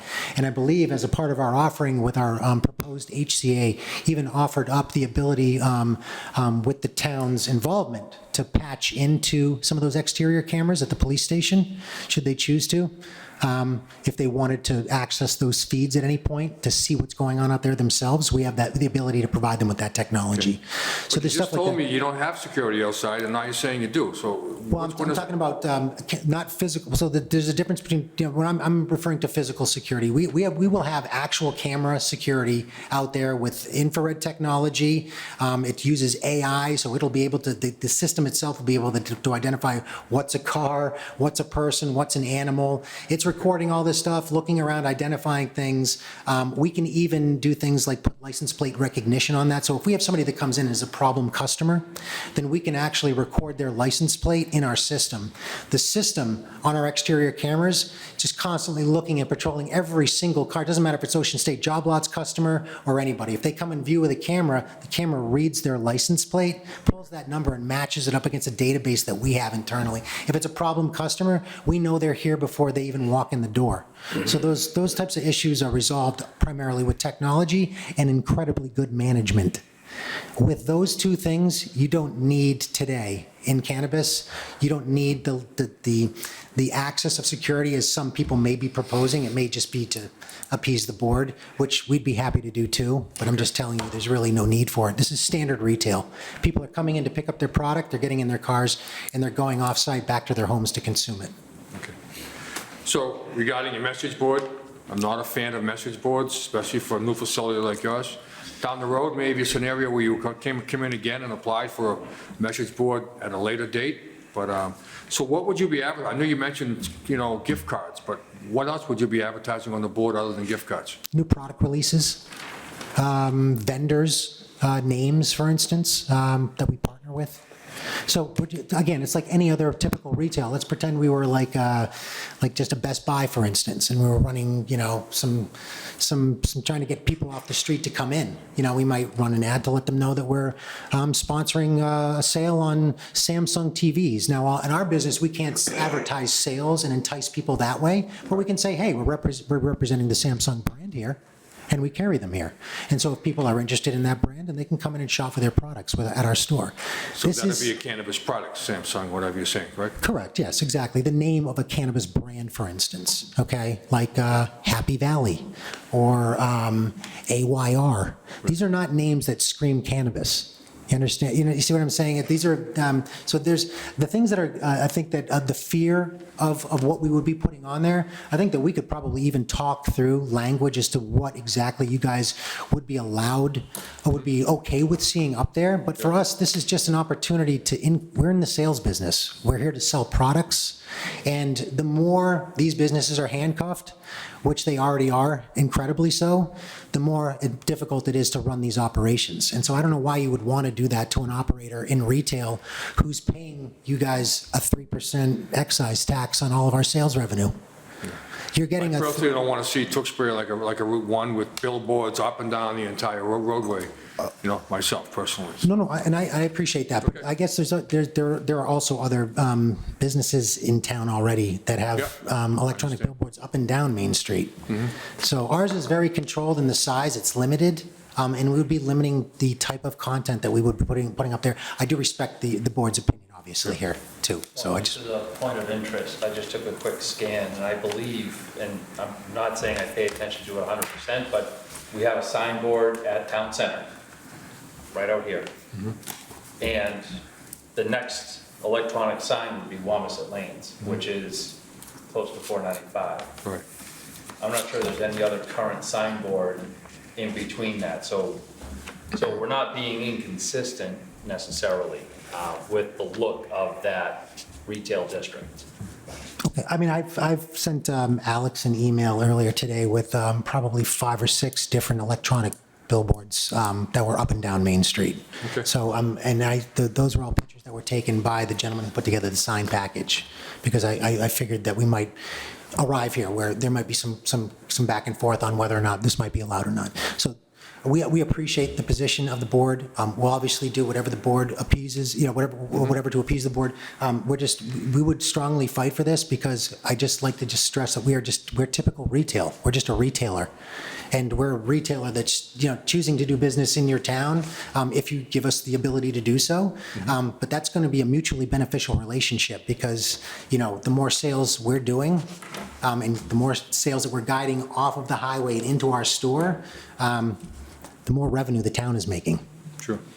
All right, one last question, I'll open up to the audience, unless my board members have some more concerns. Is the majority of your business an online business where they order, pay, and just pick up at your facility, or do they come in and shop all the time? I'd say that business is probably split right down the middle. We have plenty of people that come in daily to shop, and want to experience the inside of a cannabis dispensary, and they want to be helped by dispensary staff that are knowledgeable and can answer their questions. Sure. We have other people that are a little more seasoned, they're connoisseurs, they've been around, they've been shopping for a while, they've they understand the products, and so they may just order their products online, come into the store and pick them up. Either way, they have to come into the store to pick them up. So they are stopping in and coming in, it's just a matter of how long they're in the store. Is this a quick turnover transaction where they're just coming in, getting in their car and leaving, or are they hanging out for 5 or 10 minutes getting questions answered? But I would say to answer your question, it's probably split right down the middle. Okay. All right. You don't see any problems only having 7,000 square foot of retail area versus your 40,000 square feet in Drake, do you? Not at all, because not all of that 40,000 square feet is retail. Only about 5,000 square feet of that 40,000 square feet is retail. The rest of it is manufacturing space. I got you. Okay, great. All right, any more questions from my board? Yeah, I might have just one or two more. Please. And we're, I think the board is generally asking these questions about the signboards. Because yes, we have a lot of retailers and a lot of businesses in town, but we do not have any retail marijuana retailers in town. And it's a new concept. We want to welcome the businesses to town, and we hope they do well. But, we just have, and we can't dictate what people put on their signs, I'm sure within reason. But, all we can do is ask. And if you came to the next meeting, and you said, hey, this is the type of things that we may put on our signboard, that might be helpful for everybody involved here. I would be happy to do that. Thank you. And then on, Mr. Patelia asked about your dumpster access. I'm looking at your plan here. Your space is sort of like landlocked in the building there. And you're saying that your dumpster is going to be in the back part of the building? Correct. Yeah, there's a myriad there's like a maze So of there's like a hallways. hallway or something There's that you're gonna common go area through the building? spaces that feed all through the back of that gigantic building, where everybody channels into one, from the different parts, will all feed into one hallway, and that brings everybody down to where the dumpsters are in the back of the facility. Okay. All right, and that would probably be a good, is that your dumpster that I see in the back there? No, it's not ours. No, I think it's just there as a reference point as to where the dumpsters would be. Okay, that might be something that maybe we might want to, be real clear on your next. As far as where the dumpster's going to be exactly? Yeah. Sure. And I think that's all I really have Alex, anything? today. Nope, unless you folks have any questions that No, I was not present good. for. All right, at this time, we'll open up to the audience. Anybody in the audience have any questions, comments, or concerns for the applicant?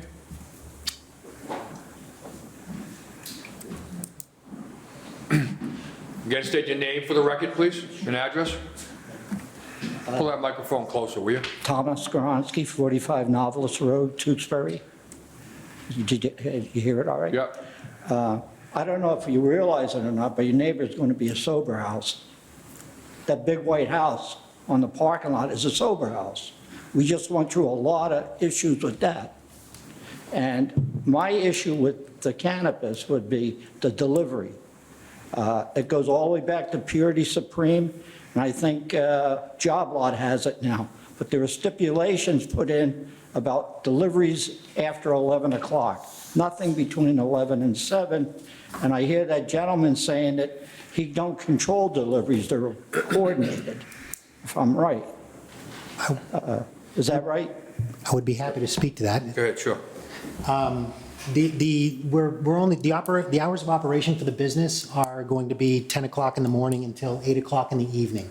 Okay. So any deliveries that we would have to take place during those hours. So there will be nothing happening after 8 PM any evening. And quite honestly, we don't accept any deliveries past 5 o'clock because there's actually past 4 o'clock. Because there's an entire intake procedure that needs to happen the same day for us to get stuff into the state database. So you wouldn't see a delivery likely past 4:30, let's say. I was concerned because that area you're talking about, it's a little alleyway that goes through there. That used to be refrigeration for Purity Supreme. I've been here since 1979 when that went in. The noise is the issue in the neighborhood with the deliveries and stuff. That's my biggest, I mean, that's a no-go. The other question I have is, I didn't know there were two meetings. I thought we were just addressing the one I talked to the lady about. I'm sure there'd be more people if they know what it was. I think can you find a way not to be, because I had no idea. I looked up the other one, I would have looked up this one and have been able better to speak to it.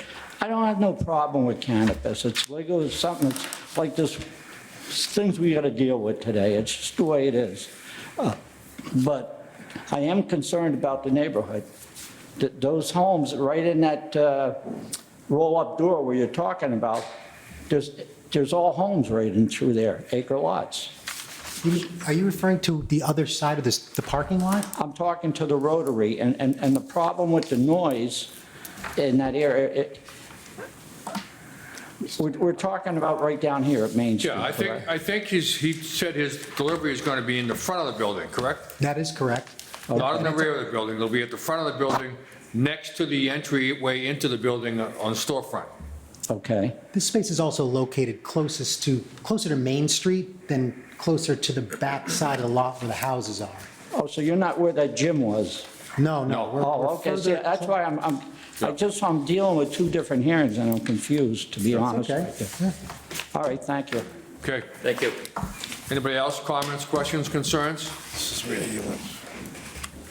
No? I'll bring it back to the board. What's the pleasure of the board?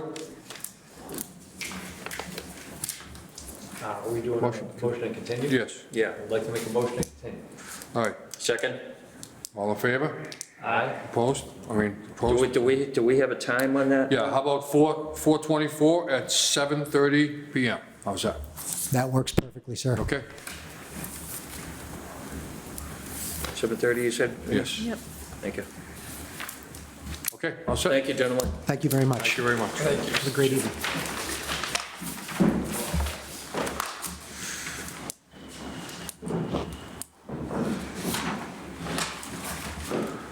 All right, next item on the agenda is 1699 Shawshene Street, site plan review.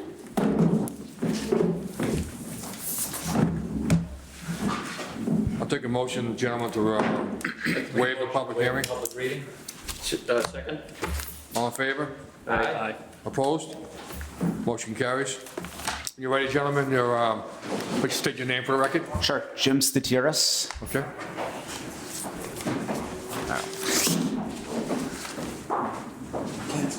I'll wait for Ken as well. You want that? You got enough stuff, Ken? Seems like every time I come to Tewksbury, it's like a social event. I know everyone in the audience.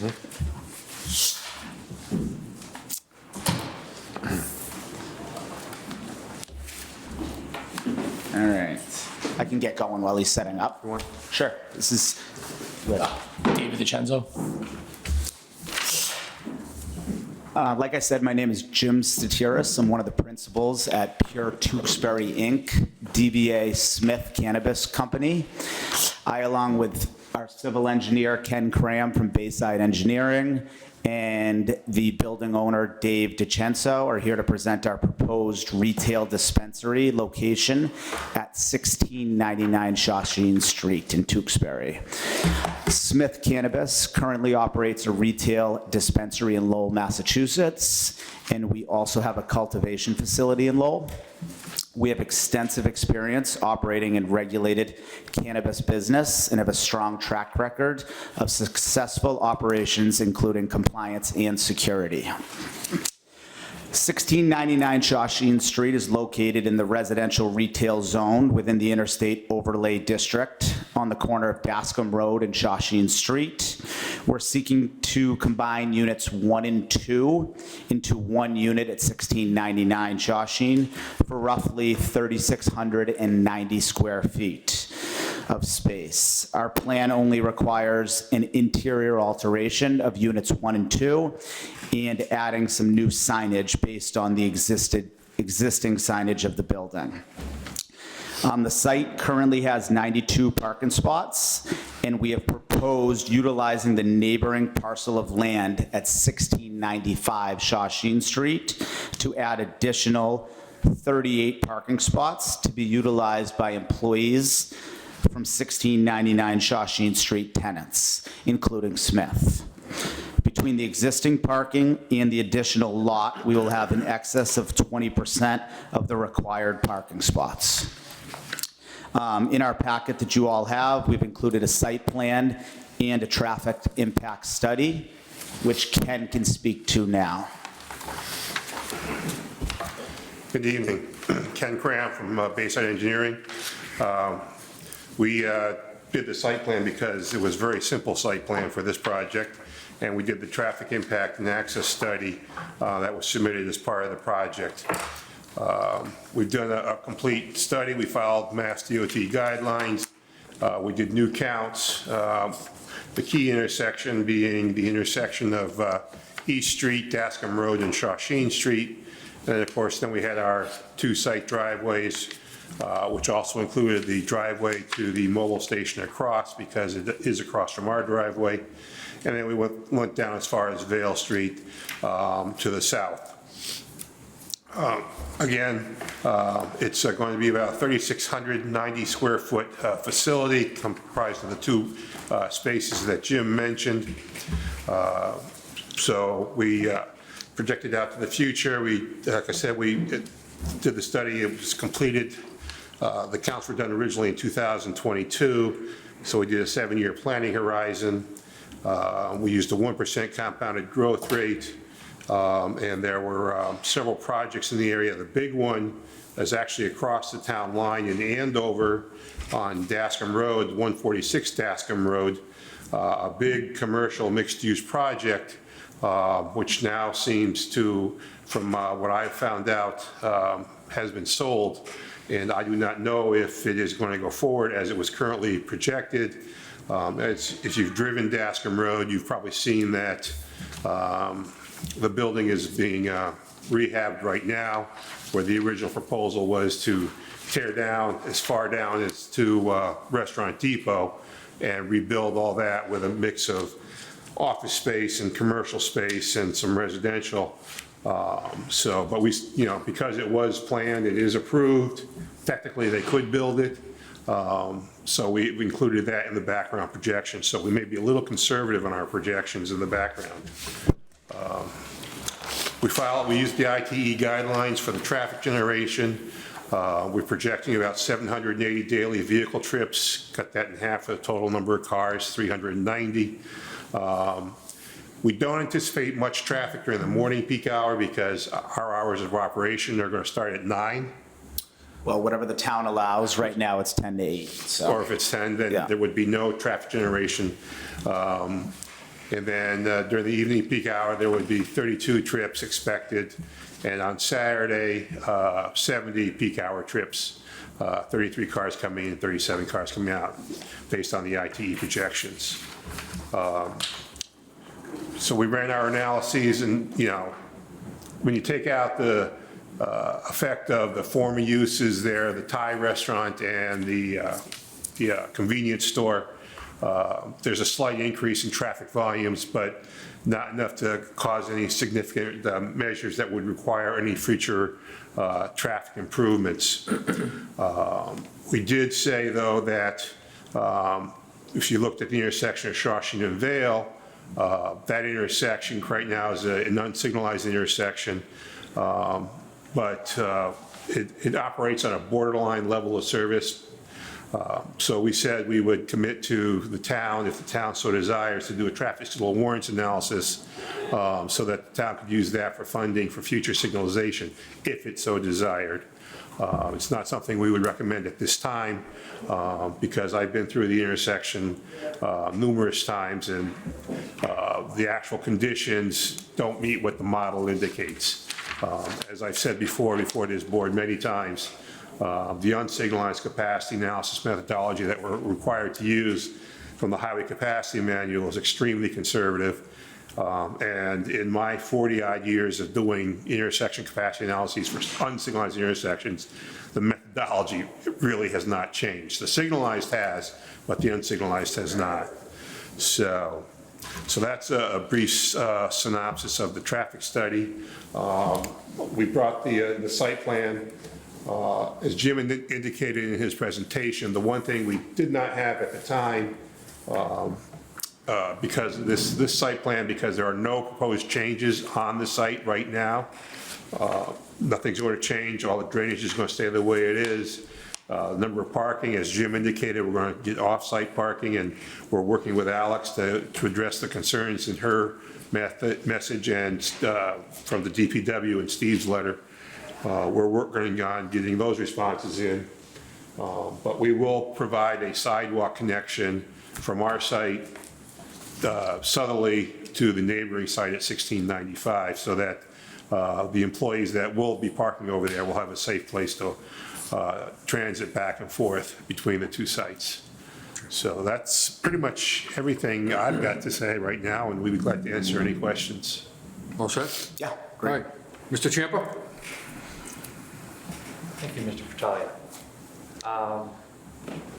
And so a couple of things to understand the orientation.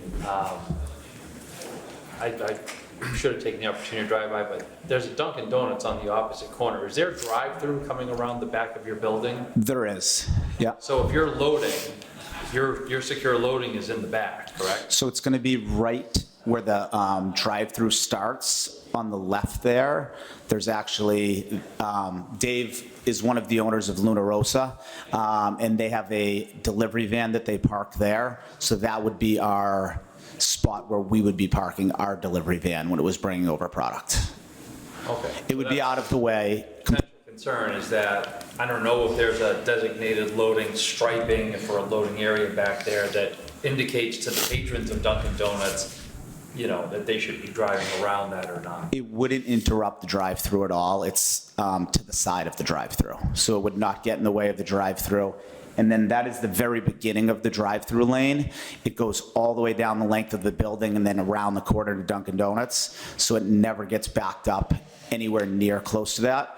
But the delivery van, like the gentleman before me said, these delivery vans are very small. We own our own delivery van because we as well have a cultivation facility in Lowell, so we would be bringing our own product over. They're just normal vans, so it would stay completely out of the way of the drive-through. Okay. I hope I don't bore you with a lot of the same answers that he just gave. We're getting a lot of these same questions for all great. of the retailers. Yep. We're trying to make sure that we're consistent and fair with everybody. Yep, definitely, yeah. On that vein, the last traffic study that we had for another proposal on Shawshene Street, it had not taken into account the potential increase in traffic from Andover, coming from 93, where Andover does not support marijuana retail. Yep. Does this traffic study include potential traffic from Andover? Yes, as I indicated, that I talked with, wasn't Paul, he's the planning board chair, not planning board chair, the planning director. I can't think of her name. Jackie Byerly, thank you. I've known her for 20-odd years, too. Yes, we did contact the town of Andover as well to find out what other projects in Andover that would affect, because we are literally right on the town line. Right. And then your traffic, or your parking study, does that list all the spaces in that parking lot as available for your establishment? So right now, there's 92 parking spots in that lot. And they park customers in that lot as well as employees. So no, the customers for the other units in the lot will still be using that parking lot. We have since added the neighboring lot at 1695 as what will turn into employee parking for all of the employees of the plaza. This was a late addition to our application. We were working through a couple things with Dave and the other owners of Luna Rosa about securing that neighboring lot. It wasn't completely done when we submitted this application, and now it is. So we have since added that. And like Ken said, we are going to address the questions from Alex that we got on Friday on how it's going to be connected with the sidewalk for the employees to walk from that lot. Okay. Bicycle rack? Yeah, we'll add one in. We've done that. We did that in Lowell. That was something that they asked for in Lowell as well, so we will do that. Okay. Yeah. And I did a rough calculation, measurements of the sign you're proposing on the facade where you're within 100 feet exceed our standard requirement. We'll do whatever you guys ask in terms of signage. We put on there what was consistent with the other tenants. I just talked to Dave about what he would want to see. All the signs for the units in the plaza, and you can speak to this, are all look pretty much the same, and they're about the same size per the unit.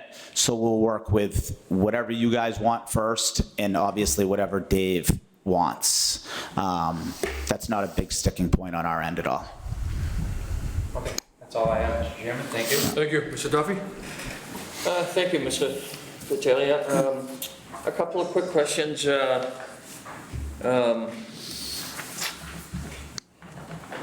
I know you're talking about a parking lot next door there. Mm-hmm. When I drove by there, that's quite a drop-off from Shawshene Street there. I mean, it's going to be interesting to see what kind of a plan you have for that. So we have some preliminary plans that we submitted, and there is some, what's that? Did we? Did we submit you the preliminary? Okay. So we have some preliminary plans. There is some grading that will have to go there. Right now, it's just woods. But the preliminary plans that we have, it's a pretty big lot. And we can add these 38 parking spots pretty easily without staying out of, there is conservation land back there, without staying outside the 100-foot buffer. I do have the plans on here, and I'll get them over to Alex. Maybe it was Friday, I got them, or today. This has been a work in progress, the neighboring lot. There is gonna be some grading, but there is an in and a separate out to that parking lot, so they wouldn't, the cars, the employees, or fire trucks, or whatever that needed to get in, there would be two separate points of entry or exit into the lot. Now, are you entering that new parking lot off of Shawshene Street? Yes, yeah. I mean, the entrance is no more than, I don't know, off the top of my head, about 20 to 30 feet from the drive-through entrance, yeah, yeah.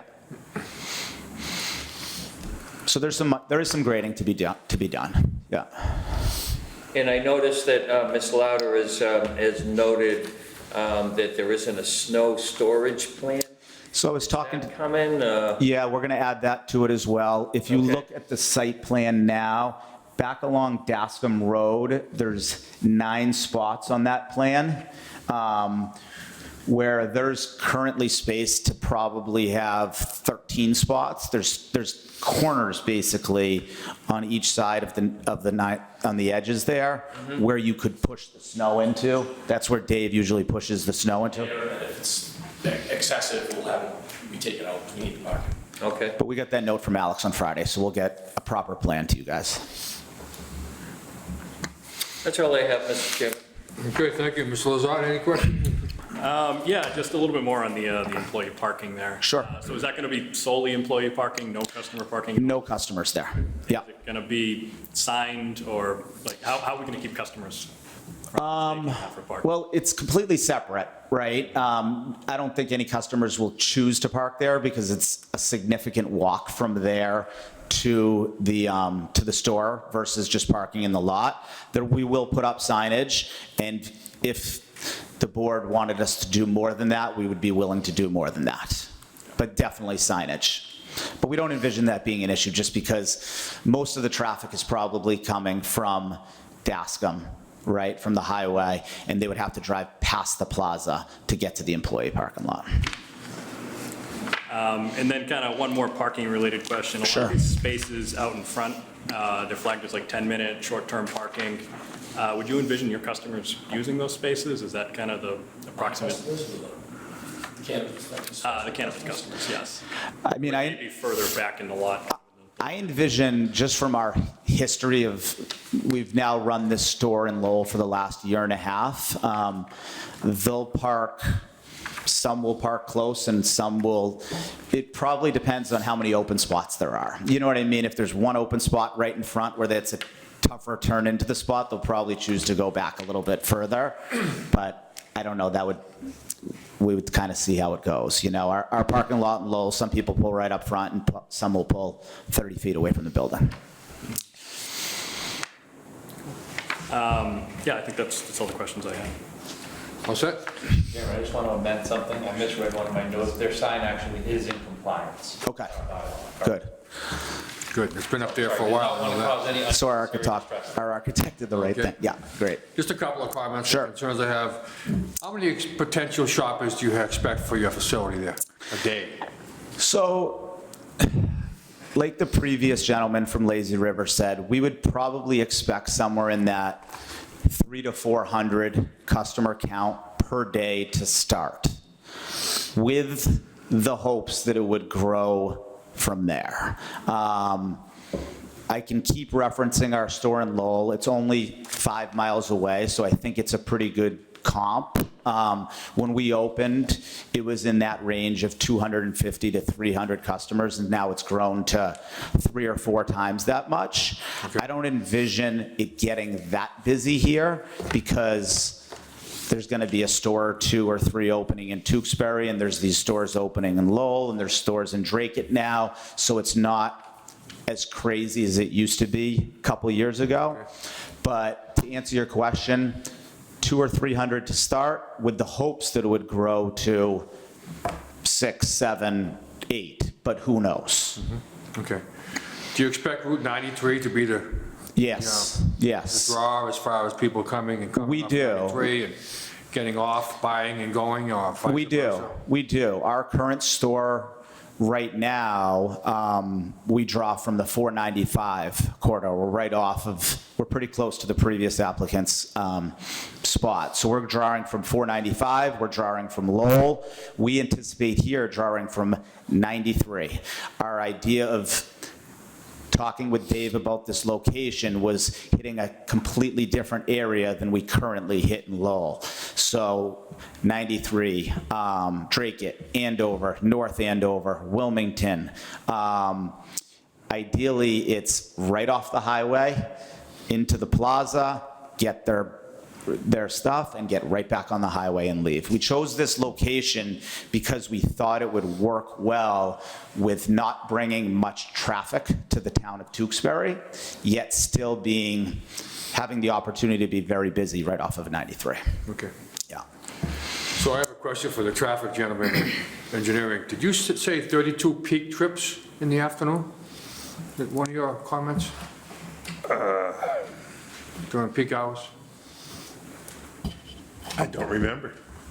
I have that written down here, I just wanted to verify that. It just seemed like it was Well, let me just go find it. very While he short. looks, I can speak a little bit to, like, there are peak times. There are peak times to this business. It's not as spread out as maybe some other people have said. We get busy when we open. We get a little bit busy around lunchtime. We get busy after work. And then our busiest hour of every day is the hour before we close. So we are open till 10 p.m. In Lowell, our busiest hour, 99 out of 100 days, is from 9 till 10 o'clock at night. Okay.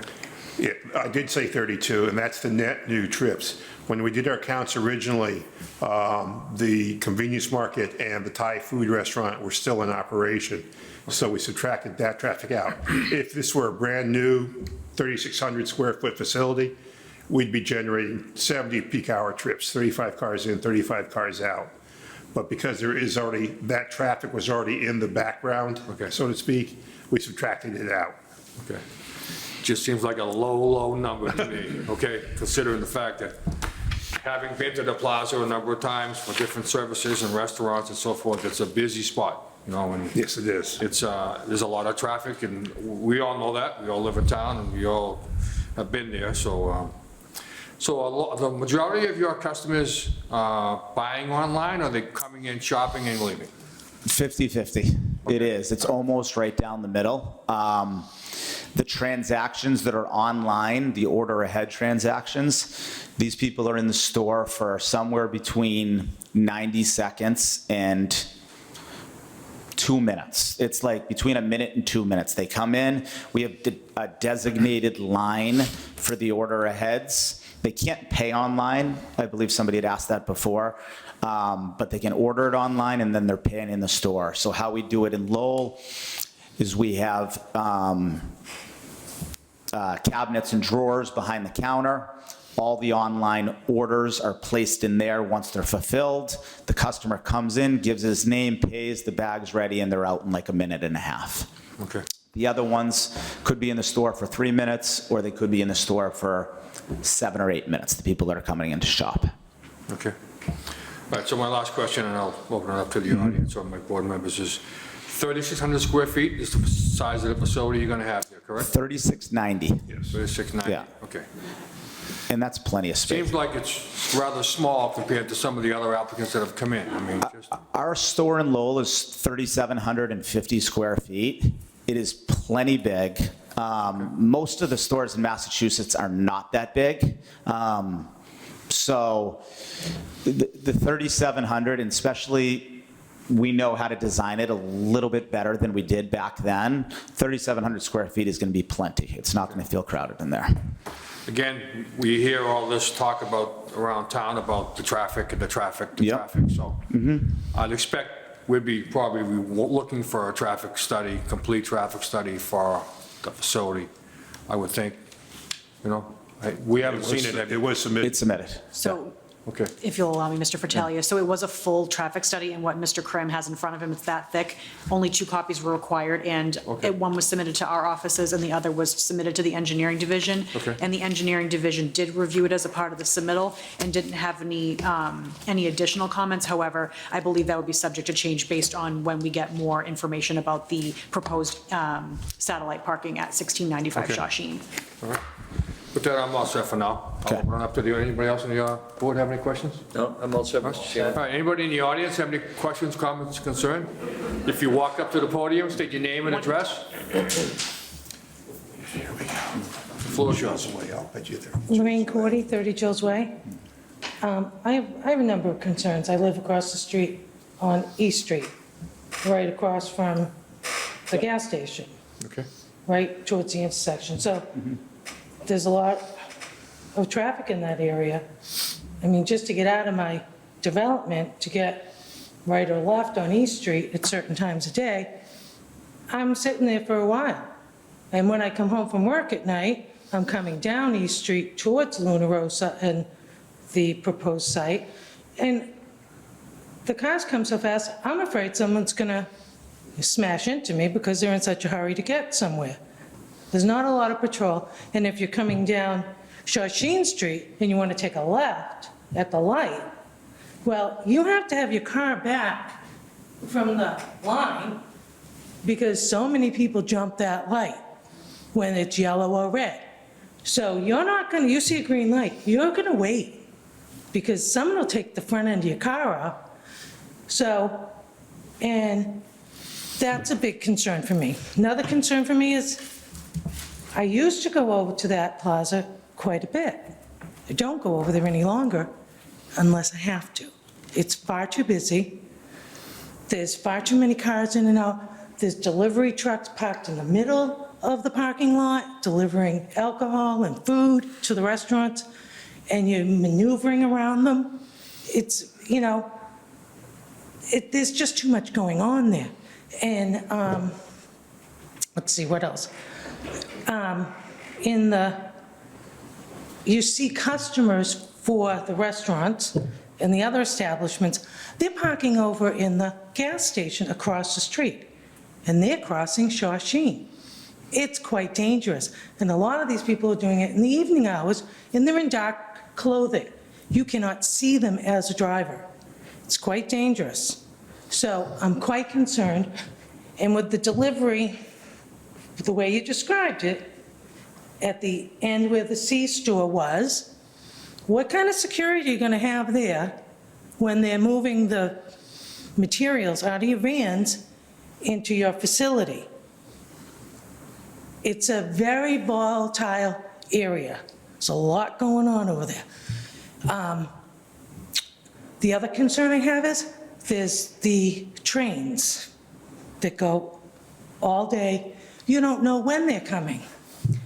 And I don't know if you've ever been there, when there's a train, 5 o'clock at night, you could be down East Street past Holt and Bugby, and the traffic at Dascom and Shawshene is all backed up.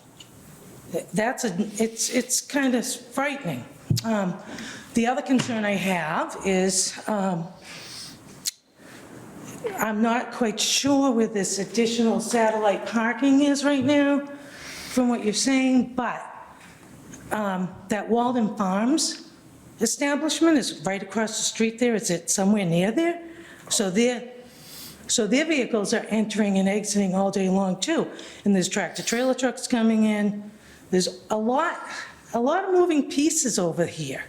So, and Katie Estates is a residential area. Shawshene's residential. I mean, you're asking a lot on the neighborhood here. So those are my concerns. I'd like to hear more about what you're going to do to address these issues and what the town can do to eliminate, because there's just not enough parking over there for something like this. And there's just way too much traffic with the trains and the trucks and the market basket trucks, not to mention those. So there's a lot to be considered here, and it's a big impact to the community. So I appreciate your time. Thank you very much. Thank you. Anybody else?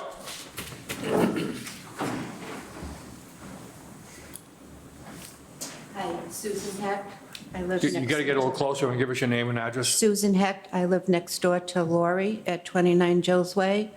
And I'm very concerned, Dave, when we come to your restaurant, when you have a function, there's no parking to begin with. You're out there parking cars and everything to try to, That's why we purchased the land behind us, so we can have. you know, but even still, what you're saying, there's just not enough parking. And like Lori said, with the trains and the traffic, and it's just horrible. It's horrible to begin with now, never mind having, not that I'm against what you're doing, I'm just against the traffic in that area. It's just so bad.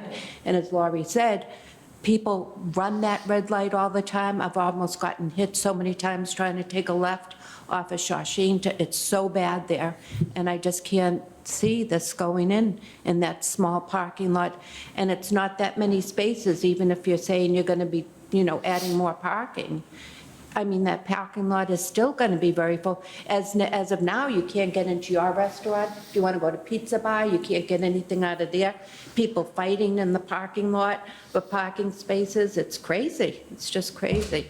So that's for the traffic. Okay, and thank the you. congestion. Anybody else? Yeah.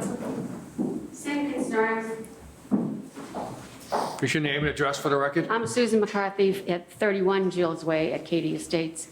And we're not against your dispensary, we're against the location because of the traffic. The traffic there is already abominable. You can sit sometimes coming from Shawshene to East Street, you can sit 3, 4 lights, you sit because only 4 or 5 cars go out at a time. Yes, you're adding a parking lot. There is not enough parking there as it is, and you're going to bring more cars in, but all of those cars are still emptying into the same terrible, congested intersection. It's awful there. I think that's mainly our concern, is the parking, and it's treacherous, all hours of the day. Thank you. Thank you very much. Anybody else? Yeah, sure, one more, go ahead. Lorraine Cordy, 30 Gills Way. My other, it's not really a personal concern for me, but has anyone else thought what the other businesses in that plaza are already up against? Because that's why I stopped going over there. I do like your restaurant very much. But I've been into the other ones, and you cannot park anywhere, and the other businesses, I know, are struggling. Their rents are high everywhere. I'm not pointing you out specifically, but people are trying to make a living, and I think it's going to impact the other businesses as well. So I think that needs to be considered as well. Thank you. Great, thank you. Can I speak to that? Sure. We know it's a busy plaza, and we talked to Jim, and we told him we have to figure something out about parking. So we took it upon ourselves to make a deal with the lot next door, and we purchased a 5-acre lot. It's an 1.5 acre buildable. There's plenty of room to add more than enough parking, which I think we're 20% over, according to the counts. So I don't think it'll be an issue once we get all that squared away. And we are taking out 25 employees to 25 employees that are always in that lot now will be in the neighboring lot. Speaking to your traffic concerns, I live in Andover, very close to that intersection. I know it's a busy area. I'm not an expert on it. I rely on the traffic report to tell me about that. So he's spoken to the impact that the report shows, and the engineers have already looked over that. And there was one other thing I wanted to. Are you recreational or are you? Yeah. We can't pick you up if you're not at the microphone, Yes. but go ahead. Yeah. Thank you. Yep. All right, board members. Anything else? Just something to try and process some of these comments. So one of the main concerns from our 3 residents of Gills Way was going from Shawshene onto East Street, but it seems like from what the applicant has stated, he expects most of his traffic to be Shawshene taking a right on Dascom. However, in no situation, people going from Shawshene taking a left onto East Street, the concern was the trucks or other vehicles on East Street turning in and being a hazard to the people on Shawshene. None of your customers would be coming from East Street coming in necessarily. You expect most of your traffic to be coming the other way from 93. I mean, I think the high majority are going to be coming in from Dascom. There's going to be, I would expect very few coming in from that direction that you're referring to. So I just think they're all coming in from Dascom for the most part. Okay. Is there anything in your traffic study that indicates how many people would be coming from the various directions? Yeah, we looked at a gravity model of the populations around that would be coming and the best way to get there. And we do have almost half of our traffic coming from Dascom Road. Only 6% coming from East Street. And the balance coming from the south on Shawshene, or using Vale from Andover. Okay, so the data would seem to indicate that this would be a minimal impact to that particular situation. Right, we are not going to have a significant impact on East Street traffic. And yes, there is, anecdotally, when I was looking for a house 2 years ago, my wife said, oh, there's this lovely little house on East Street in Tewksbury. And it took me a long time to convince her, no, we cannot live on that street for the reasons stated. Market basket trucks primarily. Okay. Okay, thank you. And thank all of you. Thank you. All right, what's the pleasure of the board? Excuse me, Mr. Fratelli, if I Sure. may. In light of the multiple residents who have come and spoken about traffic concerns and the fact that Mr. Cram has submitted a traffic study on behalf of this application, would it be of interest to the board, in agreement with the applicant, of course, to do a third-party review of the traffic study to see if there's any concerns that could be picked up that our engineering division did not pick up, or to explore some possible mitigation? Just a suggestion, because we don't want to ignore the fact that we did have 3 folks who came here and took time out of their night to express concerns. I think it's a valid position to take. I mean, just for our purposes, as far as the board, to get some clarity as well, and some peer review, so. If that's okay with the applicant, that's something I can initiate tomorrow. Yeah, I mean, I would defer to Ken on that. It's his report. So, he's the expert in it, and he's been doing it for a long while. I trust his reports, but that's up to him if he wants to. No, it's up to the town. Not up to the Great, town. great. Sorry, it's up to you guys. I'd love to be up to me. With that being said, I'd like to recommend we get a peer review on that, Alex, as well, so. Great. I'll have it ready before the next meeting. Okay, great. So make a motion to continue, gentlemen? All right. Hold on, we have, the resident would like to say one more thing. We do? All right. Question? Good, last one, please, thank you. This peer review you mentioned, Alex, how would I get information on that moving forward as a citizen? Our next meeting will be coming up in the 24th of March. Of April? April, rather, I'm sorry, at 7:35 is our next meeting for this Okay. address, And so. would I be able to peruse information ahead of time?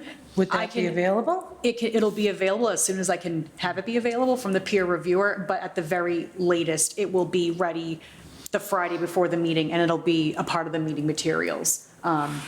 These lead times can vary between 10 days and 14 days for, if I initiate the review tomorrow, for when it can get turned around from the peer reviewer. So you're saying what is it, like the 21st of April or something Yes. like that? So how do I get that information? You can contact my office. I can give you my contact Oh, information that would once be the really meeting helpful. closes. Thank you so much. Absolutely. Yeah, and if you have any questions, please, on anything I've spoken to, by all means, please feel free to ask. East Street is a very nice neighborhood, and I take a little bit of ouch to that one. But I do like my neighborhood, I do like where I live. I just don't want to see a huge impact on our lifestyle. And I wish you would please consider it strongly. Thank you. Thank you. I would entertain a motion, Mr. I'd Chairman. like to make a motion to continue this application to April 24th at 7:35. So moved. Second? All in favor? Aye? Okay. Right. Motion approves. Thank you. All right, thank you. Thank you, guys. Yep.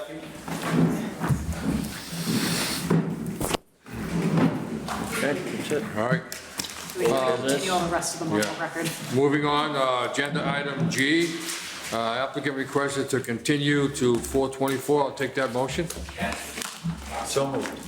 All right, Second. so, Do we have to take a vote on Yeah, you do, I'm sorry. that? All right. yeah, hold on a second, I have that information here.